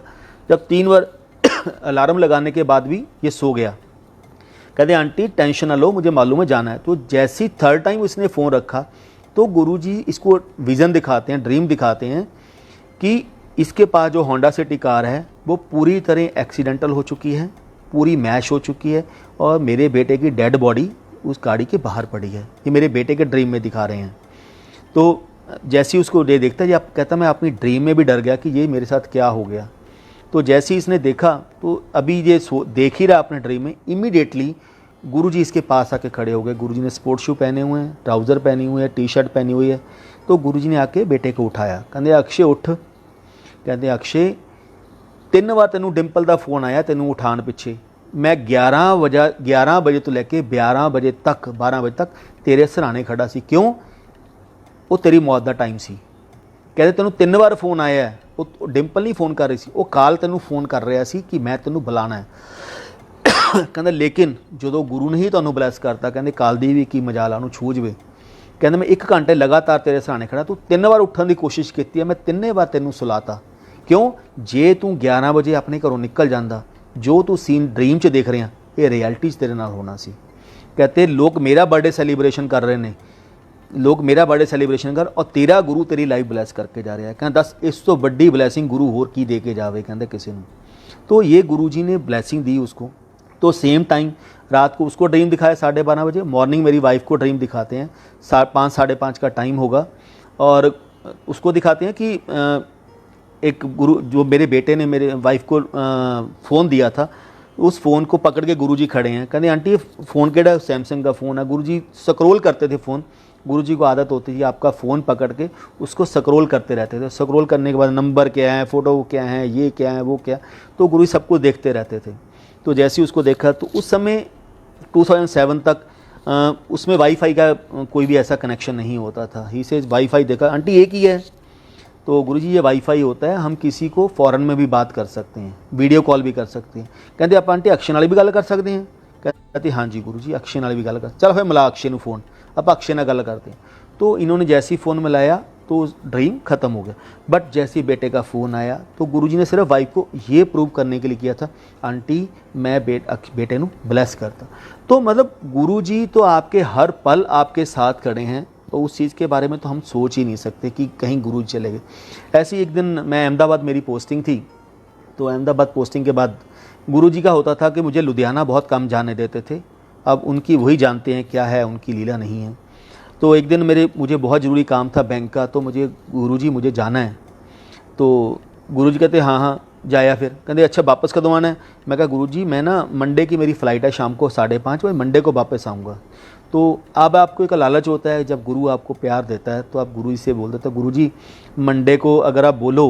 गुरु कहते नरेंद्र मेरिया सीढ़ियाँ लैके ना कोरियर मैनू सीढ़ियाँ लैके आ जी। मैं कहा गुरुजी मंडे को मैं लेके आ जाऊँ? ही से तू कौन सा VVIP है? मंडे ट्यूसडे वेडनेसडे सारी संगत के लिए बंद है, तो तेरे लिए भी बंद है। तू कोई VVIP नहीं है मेरे लिए। तो ऐसा नहीं है कि आपको अगर प्यार मिलता था, आपकी उतारी भी अच्छी तरह जाती थी। तो ही से तो कोरियर कर दी। मैंने सैटरडे को सीढ़ियाँ ली, संडे को शॉप पे जाके कोरियर दे के आ गया। 12:30 में दे के आया, तो 1:30 बजे गुरुजी का फ़ोन आ गया। कहते हाँ कित्थे मेरा कोरीअर दे आया सीढ़ियां दा? मैं कहा हाँ जी गुरु जी। तू ही आ जा यार फिर। कहंदे आ जा, नाले सोमवार दा दिन है, नाले शिव दा लंगर प्रशाद लै जी, नाले कहंदे गुरुआं दे ब्लैसिंग लैके चले जाई, लंगर प्रशाद करके जाई। फिर कहंदे देख लै फिर ब्लैसिंग मिल के लैके जाई। मैं कहा हाँ जी गुरु जी। आई एम सो हैप्पी कि गुरु जी ने तुहानूं एक एक्सट्रा दिन तुहानूं as a bonus as a bonanza तुहानूं मिल गया। तो जदों ही मैं एम्पायर स्टेट पहुंचा, मैं 3 व्हीलर कीता सी, उस टाइम ओला उबर नहीं थी, दूसरी टैक्सी बहुत महंगी होती थी। जैसे ही मैं एम्पायर स्टेट ऑटो वाले को बोला भाई तू अभी यहीं रुक जाना, जितना टाइम भी लगेगा मैं तुझे उसके एक्स्ट्रा पैसे दे दूँगा, वो रुक गया। तो जैसे ही मैं किचन के थ्रू अंदर जाने लगा, क्योंकि मेन गेट तो खुलता नहीं था, जैसे ही मैं अंदर जाने लगा तो आंटी थी वहाँ पे, उन्होंने मुझे रोका, कहते नरेंद्र अंकल किधर? तो रेखा आंटी थे, उन्होंने रोका कि नरेंद्र अंकल किधर? मैं कहा आंटी गुरुजी को ना सीढ़ियाँ देनी। कहते नरेंद्र अंकल मुझे सीढ़ियाँ दे दो, गुरुजी तो है नहीं। मैं कहा आंटी मैं भी सेवा में रह चुका हूँ, मुझे मालूम है, गुरुजी सामने शीशे के सामने आपको दिखाई दे रहे हैं कि आसन के ऊपर बैठे हैं या नीचे बैठे हैं या डेस्क के ऊपर बैठे हैं। गुरुजी बोल देते थे कह दे गुरु है नहीं। तो मैं कहा आंटी गुरुजी ने मुझे बुलाया था और बोला था माथा टेक के जाना और लंगर करके जाना। कहती नरेंद्र अंकल आपके अभी आप एम्पायर स्टेट का गेट भी एंटर नहीं किए होंगे, 5 मिनट पहले गुरुजी ने फ़ोन किया है, नरेंद्र आ रहा है, नरेंद्र नूं अंदर नहीं आन देना हैगा। नरेंद्र नूं चाह प्रशाद पिला के, मिठा खिला के, नाल एक मिठाई का डब्बा दे के वापस भेज दी, अंदर नहीं आना चाहिए हो। मैं कहा आंटी नहीं गुरुजी ने बोला था लंगर करके जाना है। तो नरेंद्र अंकल मैं क्या बोलूँ, जो गुरुजी का हुक्म है मैंने आपको सुना दिया, बाकी आपकी मर्जी है। तो मुझे बहुत अफसोस हुआ यार, इतनी दूर से आए, गुरुजी ने बुलाया, कम से कम दर्शन ही दे देते, अब तो 1 महीने के बाद जाके मौका मिलेगा। तो मैं एयरपोर्ट पहुंचा, 5:30 मेरी फ़्लाइट थी। मैंने जैसे ही बोर्डिंग हो गई, जैसे टेक ऑफ होने लगा 5:30 5:45 पे, तो उन्होंने डिले करना शुरू कर दिया। हम बोर्ड हो गया, बैठ गए अंदर, पानी की बॉटल्स आ गई, तो उन्होंने डिले करना शुरू कर दिया। आधा घंटा डिले हो गया, 1 घंटा हो गया, 1.5 घंटा हो गया। पैसेंजर ने शोर मचाना शुरू कर दिया। इंडियन एयरलाइन की फ़्लाइट थी, तो पैसेंजर ने शोर मचाना शुरू कर दिया। किसी की आगे कनेक्टिंग फ़्लाइट है, किसी को किसी फंक्शन पे जाना है, किसी को कहीं जाना है। तो चलते चलते 7:30 से 7:30 हो चुके थे। तो उन्होंने फाइनली अनाउंस किया अभी इंजन में कुछ प्रॉब्लम चल रही है, इसलिए हम उसको रिपेयर कर रहे हैं, थोड़ा टाइम लगेगा और दूसरी फ़्लाइट हमारे पास अरेंज नहीं हो रही है। जब तक नहीं अरेंज होगी हम आपको नहीं भेजेंगे। आप एक काम करो, आप लोग सब अपना बोर्डिंग पास कैंसिल कराओ और जाके डिनर लॉन्च में करो। 8 सवा 8 का टाइम होगा। तो हम लोग लॉन्च में गए, अपना डिनर वगैरह किया। जैसे ही वापस आए, मेरे ख्याल 9 बजे का टाइम, 9 से 9:10 के बीच में टाइम, 9 से सवा 9 के बीच में टाइम होगा। जैसे ही बाहर आए तो इमीडिएटली मिस कॉल के मैसेज गिरने शुरू हो गए। तो 3 से 4 कॉल गुरुजी की आई हुई थी। अब गुरुजी की एक बड़ी क्लियर कट इंस्ट्रक्शन थी, गलती से भी मुझे फ़ोन नहीं करना, मैं तुम्हें फ़ोन करूँगा। तो अब आप कैसे गुरुजी को फ़ोन करोगे? तो वेट कर सकते हो। तो 9:15 हो गए, 9:20 हो गए, 9:20 हो गए। तो इमीडिएटली गुरुजी का फ़ोन आया। तो जैसे ही गुरुजी का फ़ोन आया, मैंने कहा गुरुजी पैरी पैना कितने? मैं कहा गुरुजी एयरपोर्ट। क्यों जहाज़ चलिया नहीं? तो मैं चुप। कहते क्यों जहाज़ चलिया नहीं? मैं कहा नहीं गुरुजी। कहते कमलिया अज जहाज़ क्रैश होना सी, ये फ्लाइट क्रैश होनी सी, इस फ्लाइट दे विच तू जा रहे हैं, तेरे करके मैनू पूरी दी पूरी फ्लाइट ब्लैस करनी पैगी। कहते क्यों? रब भी कई बार मजबूर हो जाता वै, अपने एक भगत के कारण इन्नियां जाना ब्लैस करनियां पैंदियां। कहते नरेंद्र जिन्ने पैसेंजर बैठे सी अज सब दी डैथ लिखी सी, तेरे कारण मैनू पूरी पैसेंजरां दी डैथ बख्शनी पैगी, अज उन्होंने लाइव ब्लैस करनी पैगी। कहते मैनू, कहते इस तो बड़ा गुरु होर की कर सकता। ही से उपर भी लिखण वाला मैं हाँ, नीचे भी लिखण वाला मैं हाँ, मैं रीराइटर हाँ, मैं तुहाडे कर्मां नूं रीराइट कर दिंदा, लेकिन 90% तुहानूं अपने कर्मां नूं भुगतान, 90% मैं तुहाडे कर्म क्योर कर दिंदा, लेकिन 10% तुहानूं भुगतान करने ही करने पैणे ने।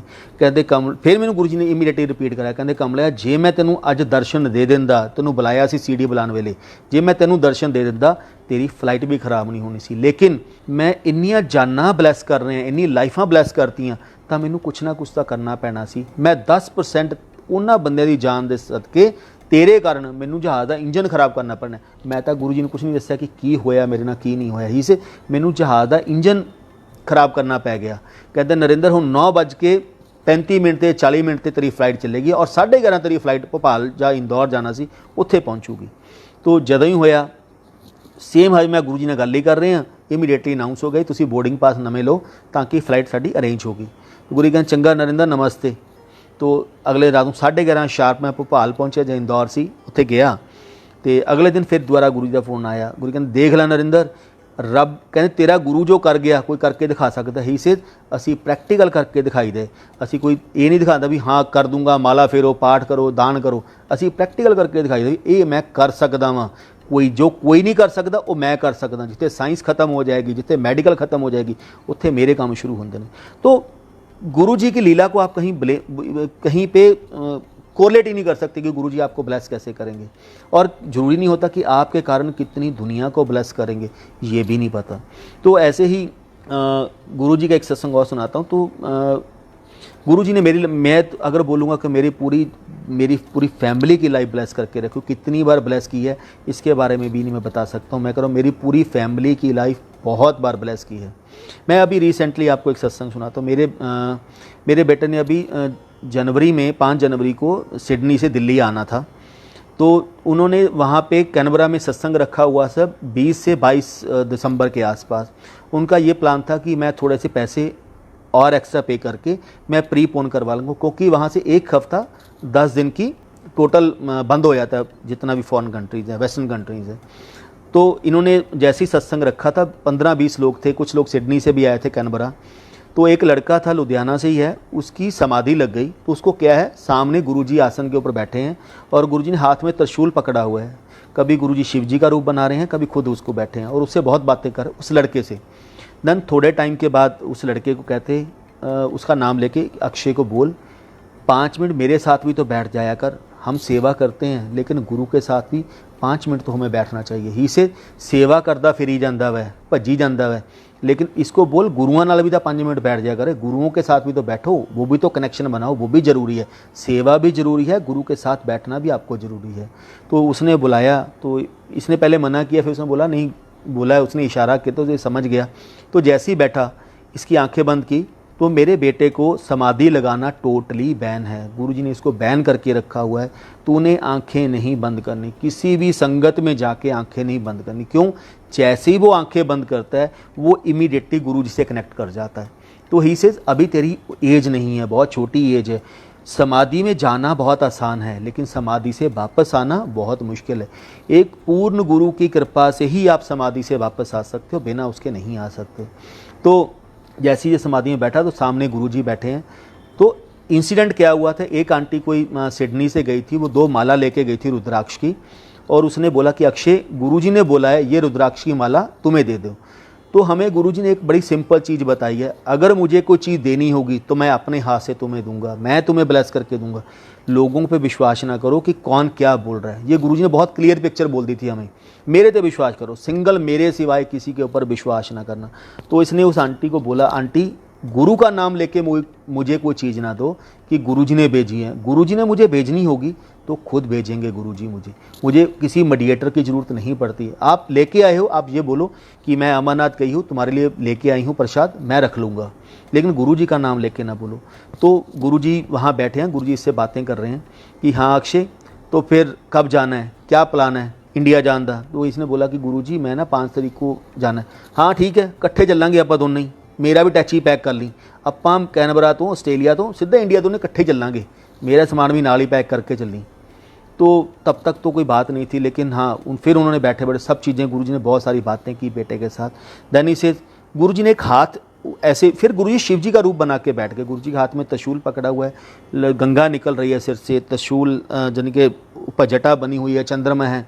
तो गुरुजी ने हाथ किया तो गुरुजी के हाथ में एक रुद्राक्ष की माला आ गई। वो रुद्राक्ष की माला मेरे बेटे को देते हुए कहते, अक्षय आ फड़, मैं वो जी माला सी ना वो मैं तेरे लिए भेजी सी, लेकिन तेरा मेरे सिवाय किसी के ऊपर विश्वास नहीं है। तू किसी की ली हुई चीज़ों को नहीं मानता कि ये चीज़ मुझे गुरु ने दी है। जब तक मैं तुम्हें अपने हाथ से नहीं दूंगा तब तक तू नहीं मानेगा। तो ये है गुरु की आप हर एक चीज़ को मानना सीखो कि गुरु जी क्या करते हैं क्या नहीं करते।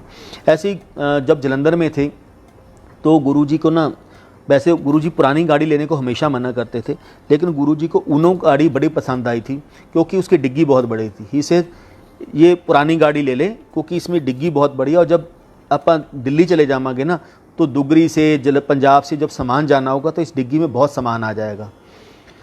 तो ठीक है गुरुजी, जैसे कि सामान क्या जाना, सब्जियाँ जानी हैं, कुछ और जाना है, बस यही कुछ आता था और तो कुछ नहीं था। मैं ठीक है गुरुजी। तो गुरुजी जलंधर से दिल्ली आ गए, वो गाड़ी ले ली। तो चलती रही। एक दिन गुरुजी ने बोला कि नरेंद्र, मेरा लंगर लेके तू गौरव को मलेरकोटला से लेके गुरुजी के भतीजे को तू दिल्ली आ जा। गौरव शुरू से मेरे साथ आता रहा है, बच्चों की तरह हैं मेरे। तो मैं जब लेके आया, उसने बोला अंकल एक काम करो, हम लोग ना करनाल में मिलेंगे।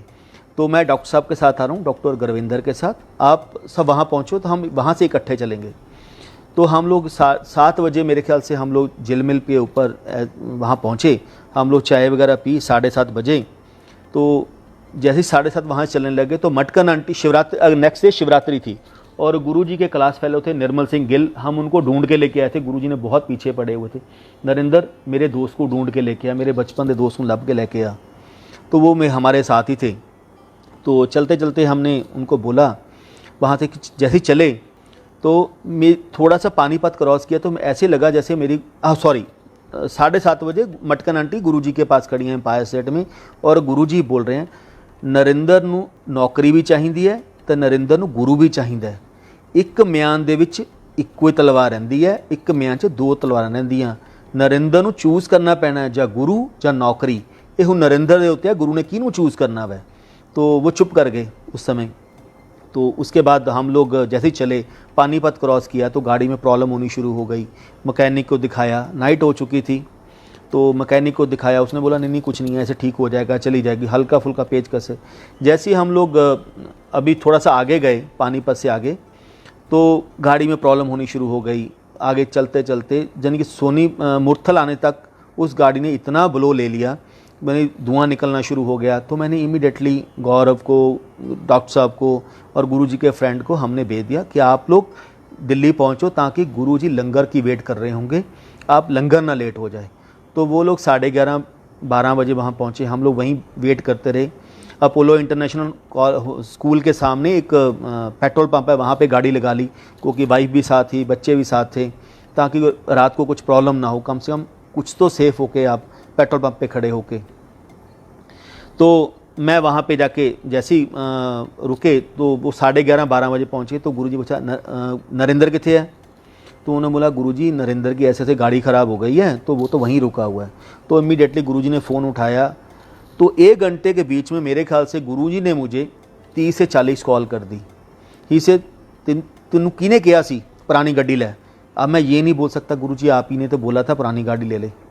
ही से तेनू किने कहा सी, एक काम कर, सारा सामान गाड़ी से बाहर निकाल और अभी पेट्रोल लेके गाड़ी को आग लगा दे। यानी कि 1 घंटे के बीच में इतनी ब्लैसिंग करते रहे, बातें करते। देन ही से एक काम कर, मैं गड्डी भेज रहे हैं, इनू ड्राइवर नाल भेज रहे हैं, और ड्राइवर ਨੂੰ गड्डी दे दी, तू उस दूसरी गड्डी 'च बैठ के आ जा। मैं गुरुजी के साथ, वो ड्राइवर रात को पहुंचा 2:30 बजे। तो हमने उस गाड़ी में सामान रखा, ड्राइवर को इंस्ट्रक्शन दी, आज रात को सो गए, सुबह गाड़ी टो करवा के आप दिल्ली ठीक करवा दोगे इसको। तो हम लोग रात को सुबह पहुँचे 4:15 बजे एम्पायर स्टेट में।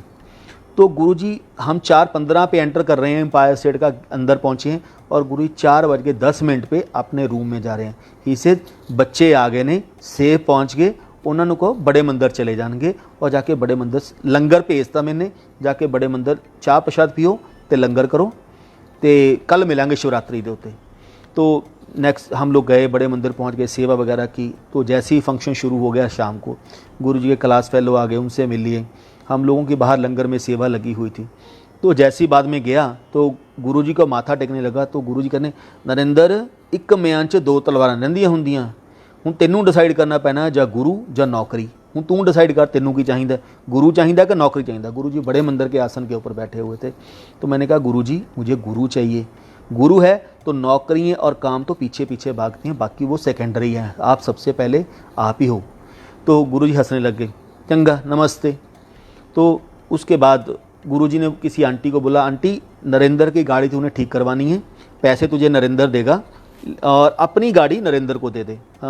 रीटा नारंग आंटी थी, उन्होंने मुझे अपनी गाड़ी दी। मैंने उनको पूछा कि दीदी इसमें से पेपर होंगे, कहाँ पड़े हैं? उन्होंने बोला पेपर यहीं कहीं पड़े होंगे, आप ले जाओ भैया, मैं तो बहुत कम चलाता हूँ। 2 साल में उन्होंने मेरे ख्याल से 5000 किलोमीटर भी गाड़ी नहीं चलाई थी, उनकी अपनी पर्सनल कार थी जो गुरुजी ने दिलवाई। तो मैं गाड़ी लेके आ गया, डॉक्टर साहब को छोड़ा। जब मैंने अपने घर पे जाके सारा सामान निकाला और सोचा पेपर निकाल के अंदर रख दूं, तो उसमें एक भी डॉक्यूमेंट नहीं था उस गाड़ी में। मैंने सारी गाड़ी छान ली। मैंने जैसे उनको फ़ोन किया, मैं कहा दीदी पेपर, कहती भैया मैं कौन सा दिल्ली से बाहर जाती हूँ, यहाँ छोड़ी थी मार्केट में जाना है, वहाँ मुझे पेपरों की ज़रूरत नहीं पड़ती, पता नहीं कहीं पड़े होंगे। तो गाड़ी ठीक हो गई। 10 दिन के बाद मेरे फादर इन लॉ को गुरुजी ने अपने पास रखा हुआ था, वो उनके क्लास फेलो थे, तो गुरुजी ने अपने पास उनको रखा हुआ था। तो 10 दिन के बाद गुरुजी के रूम से ही वो फ़ोन कर रहे हैं कि तुम्हारी गाड़ी ठीक हो गई है और 36 से 37 हज़ार रुपये का बिल बना है और आके अपनी गाड़ी ले जाओ। तो स्पीकर फ़ोन थे, मुझे नहीं मालूम था कि स्पीकर फ़ोन के ऊपर हैं। तो मैंने उनको बोला, मैं कहा इस गाड़ी में तो पेपर नहीं है, आप एक काम करो, यहाँ से ड्राइवर करके मेरी गाड़ी भेज दो और मैं इनको वो ये वाली गाड़ी जो आंटी की गाड़ी है, दीदी की गाड़ी है, वो वापस ले जाएंगे। तो गुरुजी पीछे से बोल रहे हैं, असी तेरे नौकर थोड़ी लगे हुए हैं ਜਿਹੜੇ तेरे गड्डियाँ भेजिए, अपनी गड्डी आके खुद लेके जा। तो उसके बाद फिर मैंने अब अपने फादर इन लॉ को बोला कि गुरुजी को बोल दो कि ऐसे ऐसे पेपर नहीं है, मैं कैसे आऊँ, किसी ने रोक लिया तो गाड़ी भी बाउंड होगी, मैं भी जेल में जाऊँगा। तो करने के बाद गुरुजी ने फ़ोन किया, गुरुजी ने फ़ोन पकड़ लिया। मैं कहा गुरुजी ऐसे ऐसे है। कहते गड्डी तू ही लेके आएगा, लेकिन सुबह 5 बजे चलेगा और 12 बजे तू दिल्ली बड़े मंदिर पहुंच जाएगा। तो 60 से ज़्यादा तूने गाड़ी नहीं चलानी, तेरी गाड़ी को कोई नहीं पकड़ेगा, हाथ भी नहीं लगाएगा कोई। तो मैंने वैसे ही किया, 5 बजे चले तो 12 बजे बड़े मंदिर पहुँचे और सेवा की। सेवा करने के बाद वापस आ गए। शाम को पहुँचे तो गुरुजी अपने रूम में बैठे हुए थे। तो रूम में बैठे मेरे फादर इन लॉ बैठे हुए थे, गुरुजी बैठे हुए थे, मैं था और एक शायद संगत और थी। उस दिन गिफ्ट आई थी, थोड़ी सी 20-22 गिफ्टें थी। तो गिफ्ट लेने के बाद उन्होंने, गुरुजी ने मुझे गिफ्ट दीजिए, गिफ्ट उसको दे देना, ये उसको दे देना, करते करते सारी गिफ्टें उन्होंने बांट दी सारी। तो मुझे कहते, तो मैं मालिश मुलिश करने लगा, माथा मुथा टेका, मालिश कर रहा था। मालिश करते करते गुरुजी कहते नरेंद्र गड्डी चेंज कर ला। अब मुझे ये था कि मैं सैलरी क्लास वाला बंदा हूँ, तो 37,000 रुपया अगर मैं बोलूँ 2 या 3-4 मेरे लिए बहुत बड़ा था। तो मुझे ये था कि मैं इस गाड़ी को चला लूँगा, अब तो ठीक हो गई है, बिल्कुल नई बन गई है, आपकी इसमें क्या प्रॉब्लम होनी है। तो मैं कहा गुरुजी कहते नरेंद्र गड्डी नवी ले ला, इनू बेच दे। मैं कहा गुरुजी इतने पैसे तो है नहीं मेरे पास, एक काम करता हूँ। कहते नवी गड्डी कटानी है शोरूम के विचों। मैं कहा गुरुजी एक काम करता हूँ, मैं इसको बेच के मारुति 800 AC नहीं निकलवाता हूँ, 2-2.5 लाख की है, 1.5 लाख मेरे पास होगा, प्लस एक गाड़ी बिक दे, कैश पे ले लूँगा, इंस्टॉलमेंट नहीं बनाऊँगा। तो गुरुजी के तब वर्ड थे, नरेंद्र मुझे एक चीज़ बता, तेरी ज़िंदगी को कौन चला रहा है? मैं चला रहा हूँ। तेरी नौकरी किसने दी है? मैंने दी है। तुझे गाड़ी किसने दी है? मैंने दी है।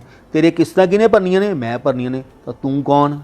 तू खाम खा कहते अपने आप कही जाना गुरुजी मैं करना, तू कुछ नहीं करना, करन कराने वाला मैं हाँ, इसलिए गाड़ी नहीं निकलवानी है।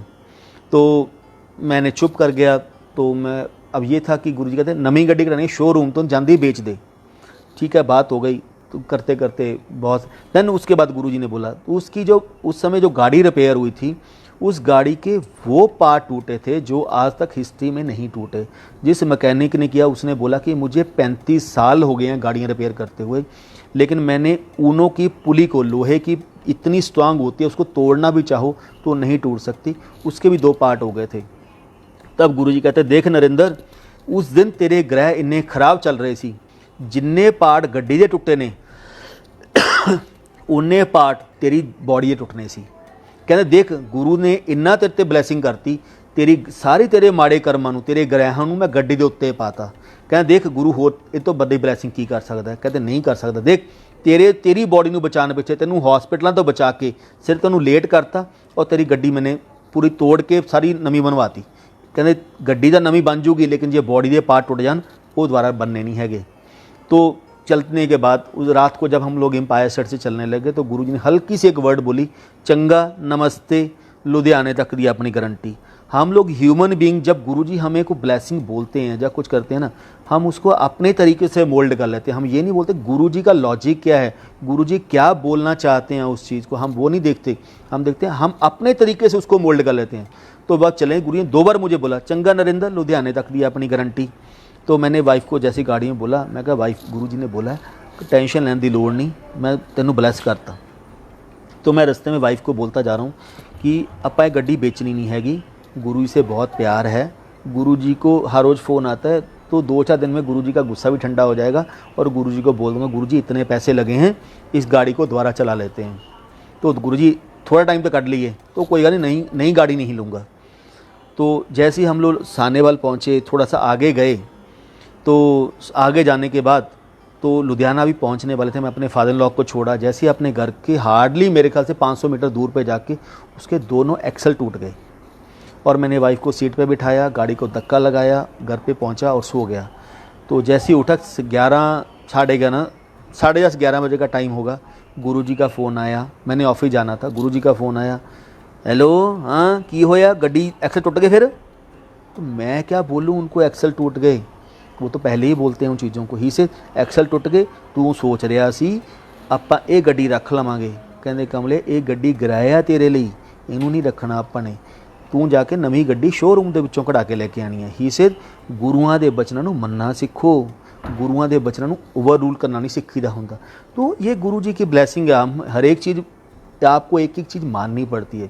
ऐसे ही हम लोग जलंधर बैठे, 2002 की बात होगी, गुरु जी के कुछ कपड़े ड्रैक्लीन होके आए, गुरु जी के मुक्की मार रहे थे, गुरु जी के कपड़े ड्रैक्लीन होने के आए जैसे ही, तो गुरु जी ने मुझे अपनी टी शर्ट देते हुए बोला, नरिंदर ਇਹਦੇ ਨਾਲ ਦੀ ना लुधियानों ਲੱਭ के लैके आ, चौड़े बाज़ार ਦੇ ਵਿੱਚੋਂ मिलेगी। तो गुरु जी ने शॉप भी बता दी, इस मार्केट से यहाँ से जाके मिल जाएगी। इसे प्योर वूल। मैंने गुरु जी दिसंबर जनवरी में 16-18 पे एसी चला के बैठते थे, पंखा चला के बैठते थे, उनको तो गर्मी का मतलब ही नहीं बनता था, वो सर्दी का मतलब ही नहीं बनता था। वो प्योर वूल की टी शर्ट मुझे कहते ਇਹਦੇ ਨਾਲ ਦੀ ਲੱਭ के लेके आ। सर्दियों के दिन थे, इससे लास्ट वीक ऑफ फरवरी और फर्स्ट वीक ऑफ मार्च। तो मैं कहा गुरुजी आप इतने प्योर वूल की पहनोगे, गुरुजी आपको पिंपल्स हो जाएंगे। तो गुरुजी मुझे कहते 10 इन्ने साल हो गए तैनूं मेरे नाल लगे नूं, तू सारे मिट्टी दे विच पाते, तैनूं हजे यही नहीं पता तेरा गुरु की चीज़ है। कहते कमलिया ना मैनू गर्मी लगे ना मैनू सर्दी लगे, मैनू तो कदे पसीना भी नहीं आंदा। तो मैंने गुरु से बहुत माफ़ियाँ मांगी, मैं गुरु जी मुझसे गलती हो गई। लेकिन जब तक गुरु जी आपको अच्छी तरह नहीं सुधार देते थे और उस क्वेश्चन का आंसर नहीं दे देते थे, तब तक आपको नहीं छोड़ते थे। डेली एवरीडे संगत में, संगत से इंट्रोड्यूस करवाना, मुझे मिलो नरिंदर, कहता गुरु जी तुहानूं पिंपल्स हो जाएंगे, दसो महापुरुषों ने भी कदे पिंपल्स होंदे ने। तो ये डेली की रूटीन हो गई थी। एक हफ्ता निकल गया, 10 दिन निकल गया, लेकिन गुरु जी ने एक हुक्म दे के रखा था कि दोपहर के टाइम पे तूने आके मंदिर में माथा टेक के जाना है। मैं, मेरे कलीग थे गोल्डी एंड बाबा, तीनों ने आके मंदिर में माथा टेक के जाना है, चाय पी के जानी है, मैं तुम्हें मिलूं मैं तुम्हें ना मिलूं। तो ऐसे ही एक दिन हम लोग गए, तो गुरु जी जलंधर मंदिर में गद्दी के थोड़ा सा आगे लेटे हुए थे और हाई वॉल्यूम पे कवालियाँ चल रही हैं नुसरत फ़तेह अली खां की, बहुत पूरी आवाज़ में, तो फुल वॉल्यूम पे चल रही हैं। तो मैं दूर बैठा चाय पी, दूर से माथा टेक के जाने लगा। तो मैंने शगन अंकल को पूछा, अंकल गुरुजी कब से समाधि में? मैंने गुरुजी के साथ मुझे 2 बार रहने का मौका मिला है, तो मैंने गुरुजी को कभी आंख बंद करते हुए नहीं देखा। ही से जे रब सौ गया दुनिया का की बनेगा, इसलिए सानू असी कहीं सौंदे नहीं हैगे। वो जैसी समाधि में लेटे हुए थे, बीच में ओम का आवाज़ आ रही थी, पाठ की आवाज़ आ रही थी, बीच में छबीले से बात कर रहे थे, छबीला मुक्की मारा। मैंने अंकल से पूछा, अंकल कितना टाइम हो गया? ही से 2 घंटे हो गए हैं, गुरुजी समाधि में हैं और हाई वॉल्यूम पे कवाली चल रही है। तो मैं जाने लगा, तो छबीला मुझे दूर से इशारा करके कहता, छबीला जो गुरुजी का खाना बनाता था। तो जैसी मुक्की मार के मैं वापस जाने लगा, तो ही से अंकल दूर से इशारा किया, आप आ जाओ, मुझे नींद आ रही है, मैं थक गया हूँ। तो उस बच्चे ने छोटी सी एज में गुरुजी से बहुत ब्लेसिंग ली थी। तो मुझे गुरुजी ने एक चीज़ बड़ी क्रिस्टल के लिए बोली थी, जब मैं आसन के ऊपर विराजमान हूँ तो मैं सेवा तुमसे जितनी मर्जी करवा लूँ, लेकिन जब मैं पाठ में बैठा हूँ, समाधि में हूँ, तो गलती से भी मेरे पास ना आना। क्यों? उस समय मैं लोगों के कल्याण कर रहा होता हूँ, लोगों की नेगेटिव जो कर्म होता है उनको काट रहा होता हूँ, और वो नेगेटिव कर्म आपको इम्पैक्ट करते हैं। और मैं जो भी मेरी सेवा में बैठता है, मैं उसको एक शील्ड दे के, एक प्रॉपर ऑरा दे के बिठाता हूँ, ताकि वो बुरे कर्म उसको इम्पैक्ट ना करें। इसे गलती से मेरे पास ना आना। अब गुरुजी ने जो चीज़ आपको दिखानी है वो गुरुजी ने आपको दिखा देनी है। अब गुरुजी की ब्लेसिंग है, आपको टाइमिंग देते हैं देखने के लिए। तो मैं पास जाके बैठ गया। एज ए ह्यूमन हम क्या सोचते हैं, हमारा दिमाग सबसे ऊपर है, बाकी सब तो पीछे हैं। तो मैं जैसे ही उसके छबीला के पास बैठा, मैं कहा छबीला एक काम करना, तू मुक्की छोड़ना, मैं शुरू करूँगा, ताकि रिदम ना टूट जाए, गुरुजी समाधि से बाहर ना आ जाएं। गुरुजी को थोड़ी मालूम है कौन मुक्की मार रहा है, गुरुजी तो समाधि में है। तो उसने मुक्की छोड़ी, मैंने शुरू की। इमीडिएटली गुरु से, कौन? तो मैंने कहा गुरुजी मैं नरिंदर। तू कदम आया? तो मैंने कहा गुरुजी मैं हो गया, थोड़ा टाइम हो गया, चाय प्रसाद होगी? मैं कहा हाँ, चल मार मुक्की फिर। तो मुक्की मारनी शुरू हो गई। अब मुझे भी ऑफिस भी वापस जाना था और शाम को 5 बजे जलंधर मंदिर पहुंचना था। गुरुजी के स्नान करने के बाद वहाँ पहुंचना था, चाय प्रसाद के टाइम पे, सब चीज़ों के टाइम पे। तो जैसे ही चलते चलते 2:30 बज गए, 2:30 बजते बजते तो अब मुझे मैं घड़ी देखूं तो गुरी का चंगा मुक्की मार, लत्ता दे मुक्की मार। 3 बज गए। काम कर, पैरों नीचे बड़ी बर्निंग हो रही है। गुरुजी ने शॉर्ट पहना हुआ था, बनैन पहनी हुई थी और सॉक्स पहनी हुई थी ब्लैक रंग की। ही से नरेंद्र एक काम कर, मेरे पैरों नीचे बर्निंग हो रही है, पैरों के नीचे मालिश करनी शुरू कर दे। तो मैंने पाँव के नीचे मालिश करनी शुरू की। जैसे ही पाँव के नीचे मालिश शुरू की तो ही से कम कर यार, तेनों दिखाइए तेरा गुरु की चीज़ है, तो कम कर, मेरे पैर दियाँ फिंगर दब गलियाँ, उंगलियाँ दब। तो जैसे ही मैंने उनको फिंगर्स को दबाना शुरू किया, 5 मिनट निकलूंगा, 3:15 का टाइम हो चुका था। गुरुजी ने स्नान के लिए जाना था।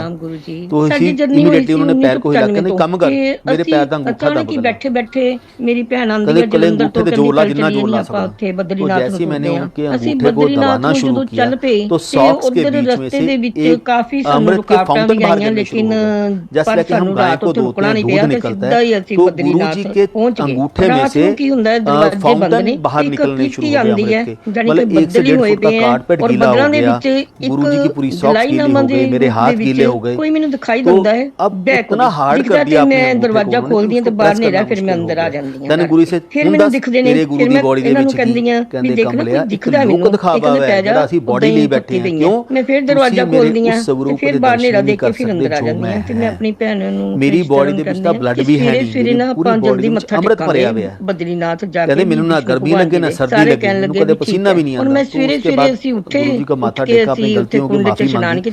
इसे बहुत लाइन लगी हुई सी, लाइन ਦੇ ਵਿੱਚ ਲੱਗ ਕੇ ਸਾਰੇ ਜਣੇ ਮੱਥਾ ਟੇਕ ਰਹੇ ਸੀ। ਅਸੀਂ ਇਹਨੇ ਨੂੰ ਫਿਰ ਉਹੀ ਪ੍ਰਕਿਰਤੀ ਫਿਰ ਦਿਖਾਈ ਦਿੰਦੀ ਹੈ, ਮੂੰਹ ਦਿਖਦਾ ਨਹੀਂ। ਮੇਰਾ ਹੱਥ ਪਕੜ ਕੇ ਸਿੱਧਾ ਭਗਵਾਨ ਜੀ ਦੇ ਕੋਲ ਲੈ ਜਾਂਦੇ ਨੇ ਔਰ ਮੈਂ ਉੱਥੇ ਜਾ ਕੇ ਖੜੀ ਹਾਂ ਤੇ ਮੇਰੇ ਆਲੇ ਦੁਆਲੇ ਕੋਈ ਨਹੀਂ ਖੜੇ। कई बार हम लोग दिल्ली से पंजाब से आना तो एक और इतने सोना चोले पाए हुए हैं, कपड़े चमक रहे हैं और इतना मतलब पिछों दी पूरी दूर दूर से लोग दिखाई दंदा मैनू चेहरे तो मेरे हत्थां दे विच गरम गरम बहुत ਵੱਡਾ पत्तल, ਇਹਨਾਂ ਨੂੰ ਪੁੱਛੋ ਕਿ ਬਹੁਤ ਵੱਡਾ ਪੱਤਲ ਭਰਿਆ ਹੋਇਆ ਕੜਾ ਪ੍ਰਸ਼ਾਦ ਦਾ ਮੇਰੇ ਹੱਥ ਵਿੱਚ ਧਰਤਾ। ਜਦੋਂ ਮੇਰੇ ਹੱਥ ਤੇ ਗਰਮ ਗਰਮ ਕੜਾ ਪ੍ਰਸ਼ਾਦ ਧਰਿਆ ਤੇ ਮੈਂ ਉਹਨੂੰ ਲੈ ਕੇ ਬਾਹਰ ਆ ਗਈ ਤੇ ਸਾਰੇ ਕਹਿਣ ਲੱਗੇ ਨਹੀਂ ਤੈਨੂੰ ਇਹ ਕਿੱਥੋਂ ਮਿਲਿਆ? ਮੈਂ ਕਹਿੰਦੀ ਅੰਦਰੋਂ ਮਿਲਿਆ ਮੈਨੂੰ। ਫਿਰ हमने 15-20 दिन में महीने के बाद ਕਹਿੰਦੇ ਅੰਦਰ ਤਾਲੇ ਲੱਗੇ ਹੋਏ ਆ। कि हम लोग सैटरडे को आएंगे, मैं तो अंदर ही गई, बड़े मंदिर में गेस्ट हाउस में रुकते थे। संडे को सुबह 5 बजे चलेंगे, जन्म शाम हो गए को 5 बजे तक कोई भोग नहीं मिलता उरे वाला। एम्पायर से पहुंच जाएंगे नहा धो के, मैं तो ਉੱਥੇ ਹੀ ਲਿਆ ताकि ਤੇ ਉਹ ਸਾਰਿਆਂ ਨੇ ਜਦੋਂ ਹੱਥ ਲਗਾਇਆ ਮੈਨੂੰ ਵੀ ਲੱਗਿਆ ਇੱਕ ਵਾਰੀ ਵੀ ਇਹਦੇ ਵਿੱਚ ਭੋਗ ਹੀ ਹੈ ਵੀ ਮੈਂ ਜਦੋਂ ਦੇਖਿਆ ਵੀ ਹਾਂ ਵੀ ਗਰਮ ਗਰਮ ਕੜਾ ਪ੍ਰਸ਼ਾਦ ਹੀ ਹੈ ਮੇਵਿਆਂ ਦਾ ਭਰਿਆ। ਸਾਰਿਆਂ ਨੂੰ ਭੁੱਖ ਲੱਗੀ ਹੋਈ ਸੀ, ਸਾਰੇ ਉਸ ਪ੍ਰਸ਼ਾਦ तो सैटरडे मॉर्निंग जब हम लोगों ने चलना था, रात परिवार ने खाया फिर भी बच गया। अराउंड 2 to 30 ਜਦੋਂ ਅਸੀਂ ਪ੍ਰਸ਼ਾਦ ਮੈਂ ਹੱਥ 'ਚ ਬੰਦ ਕਰ ਰਹੀ ਹਾਂ ਉਸਨੂੰ ਤੇ ਫਿਰ ਉਹ ਦਿਖਦੀ ਹੈ। ਮੈਂ ਫਿਰ ਪਿੱਛੇ ਜਾਂਦੀ ਹਾਂ, ਪਿੱਛੇ ਜਾ ਕੇ ਫਿਰ ਮੇਰਾ ਮਨ ਉਦਾਸ ਹੋ ਗਿਆ ਵੀ ਕੋਈ ਤਾਂ ਹੈ, ਕੁਛ ਤਾਂ है, लेडीज जो बुजुर्ग होते थे वहां बैठते थे, तो वहां पे गुरुजी लेटे हुए थे। गुरुजी कभी-कभी पिल्लो लेके वहीं पे लेटे थे, जैसे छोटा बच्चा लेटा होता है, उदास हुई कि मेरा मन ना लगे। फिर केदारनाथ भी जाके मन ना लगे। केदारनाथ भी ਜਦੋਂ ਮੇਰਾ ਮੱਥਾ ਟੇਕਣ ਲੱਗੀ ਫਿਰ ਮੈਨੂੰ ਦਿਖੇ ਤੇ ਮੈਂ ਇਸੀ ਉਦਾਸੀ ਦੇ ਵਿੱਚ ਮੈਂ ਇਹਨਾਂ ਨੂੰ ਕਿਹਾ ਵੀ ਮੈਨੂੰ ਕੁਛ ਨਾ ਕੁਛ ਨਜ਼ਰ ਆਂਦਾ ਪਿਆ।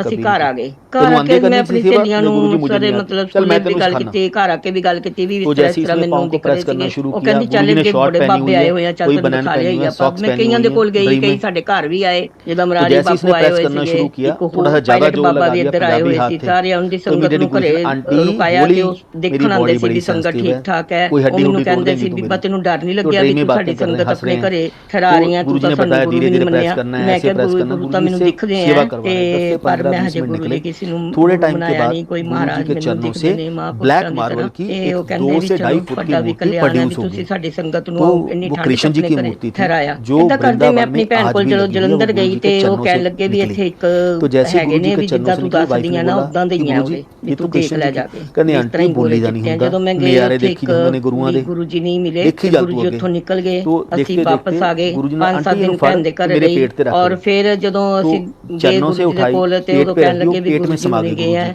ਉੱਥੇ ਲੰਗਰ ਪ੍ਰਸ਼ਾਦ ਨਹੀਂ ਹੁੰਦਾ ਸੀ, ਇੱਕ ਥੋੜਾ ਜਿਹਾ ਚਾਹ ਪ੍ਰਸ਼ਾਦ ਦਿੱਤਾ ਉਹਨਾਂ ਨੇ। ਅਸੀਂ ਆ ਗਏ ਤੇ 1-2-3 ਨੰਬਰ ਕੋਠੀ 'ਚ गुरु जी ने वाइफ के कंधे पे हाथ रखा, तो दूसरी तरफ गुरु जी के भतीजे गौरव के कंधे पे हाथ रखा ड्रीम में और चल पड़े। जैसे ही आगे एम्पायर स्टेट की किचन के पास पहुंचे तो गुरु जी का जो रूम है, गुरु जी का रूम राधा कृष्ण के मंदिर में कन्वर्ट हो गया, यानी कि रोजेस से और मोगरे से पूरी डेकोरेशन हुई है। राधा कृष्ण लाइव खड़े हैं, कृष्ण जी बांसुरी बजा रहे हैं, राधा जी भी हंस रहे हैं, कृष्ण जी भी हंस रहे हैं। तो वाइफ कहते हैं गुरु जी ये तो राधा कृष्ण है, इनके आगे तो कर्टन करते हैं कि अगर इनकी आंखों से आंखें मिल जाएंगी तो कृष्ण जी साथ चल पड़ते हैं। तो गुरु जी कहते हैं आंटी इन्हीं आंखों को परेशान कर, मैं बिट्ठल दे दर्शन करने बिट्ठल बिट्ठल इतने बुलाता। तब वाइफ को पहली बार पता लगा कि कृष्ण जी को बिट्ठल बोलते हैं। तो गुरु जी कहते आंटी बिट्ठल दे दर्शन ਆਪਾਂ ਬਿੱਠਲ ਨੂੰ ਇੱਥੇ ਬੁਲਾਤਾ ਹੈ, ਅੰਕਲ ਨੂੰ ਪਛਾਣ ਕਰੀਏ। ਕਹਿੰਦੇ ਆਂਟੀ 33 ਲੱਖ ਦੇਵੀ ਦੇਵਤਿਆਂ ਦਾ ਵਾਸ ਤੇਰੇ ਗੁਰੂ ਦੇ ਅੰਦਰ ਹੈ, ਮੇਰੇ ਤੋਂ ਬਾਹਰ ਕੋਈ ਨਹੀਂ। ਇਹ ਰਾਧਾ ਕ੍ਰਿਸ਼ਨ ਤਾਂ ਮੇਰੇ ਦਰਸ਼ਨ ਨੂੰ ਤਰਸਦੇ ਨੇ, ਜਿਨ੍ਹਾਂ ਨੂੰ ਤੂੰ ਮਿਲਣ ਚੱਲੀ ਸੀ। ਤੂੰ ਬੋਲ ਕਿਹਨੂੰ ਮਿਲਣਾ ਹੈ, ਆਪਾਂ ਤੈਨੂੰ ਉਹਦੇ ਦਰਸ਼ਨ ਕਰਵਾ ਦੇਵਾਂਗੇ। ਕਹਿੰਦੇ ਆਂਟੀ ਸਭ ਕੁਝ ਮੇਰੇ ਵਿੱਚ ਹੈ, ਮੇਰੇ ਬਾਹਰ ਮੇਰੇ ਤੋਂ ਬਾਹਰ ਕੁਝ ਨਹੀਂ। ਗੁਰੂ ਥੈਂਕ ਯੂ ਜੈ ਗੁਰੂ ਜੀ। लेकिन गुरु जी पे सिर्फ एक ही है, विश्वास रखना सीखो, ट्रस्ट करो, डायरेक्ट कनेक्शन बनाने की कोशिश करो। वहाँ पे कोई भी मॉडरेटर नहीं है जो आपको मीडिएशन से आगे मिलवा देगा। गुरु से कनेक्शन आपने खुद बनाना है, कोई आपसे कनेक्शन नहीं बनवा सकता। चोला पाया हुआ है ना, चोला नहीं सी कहंदे।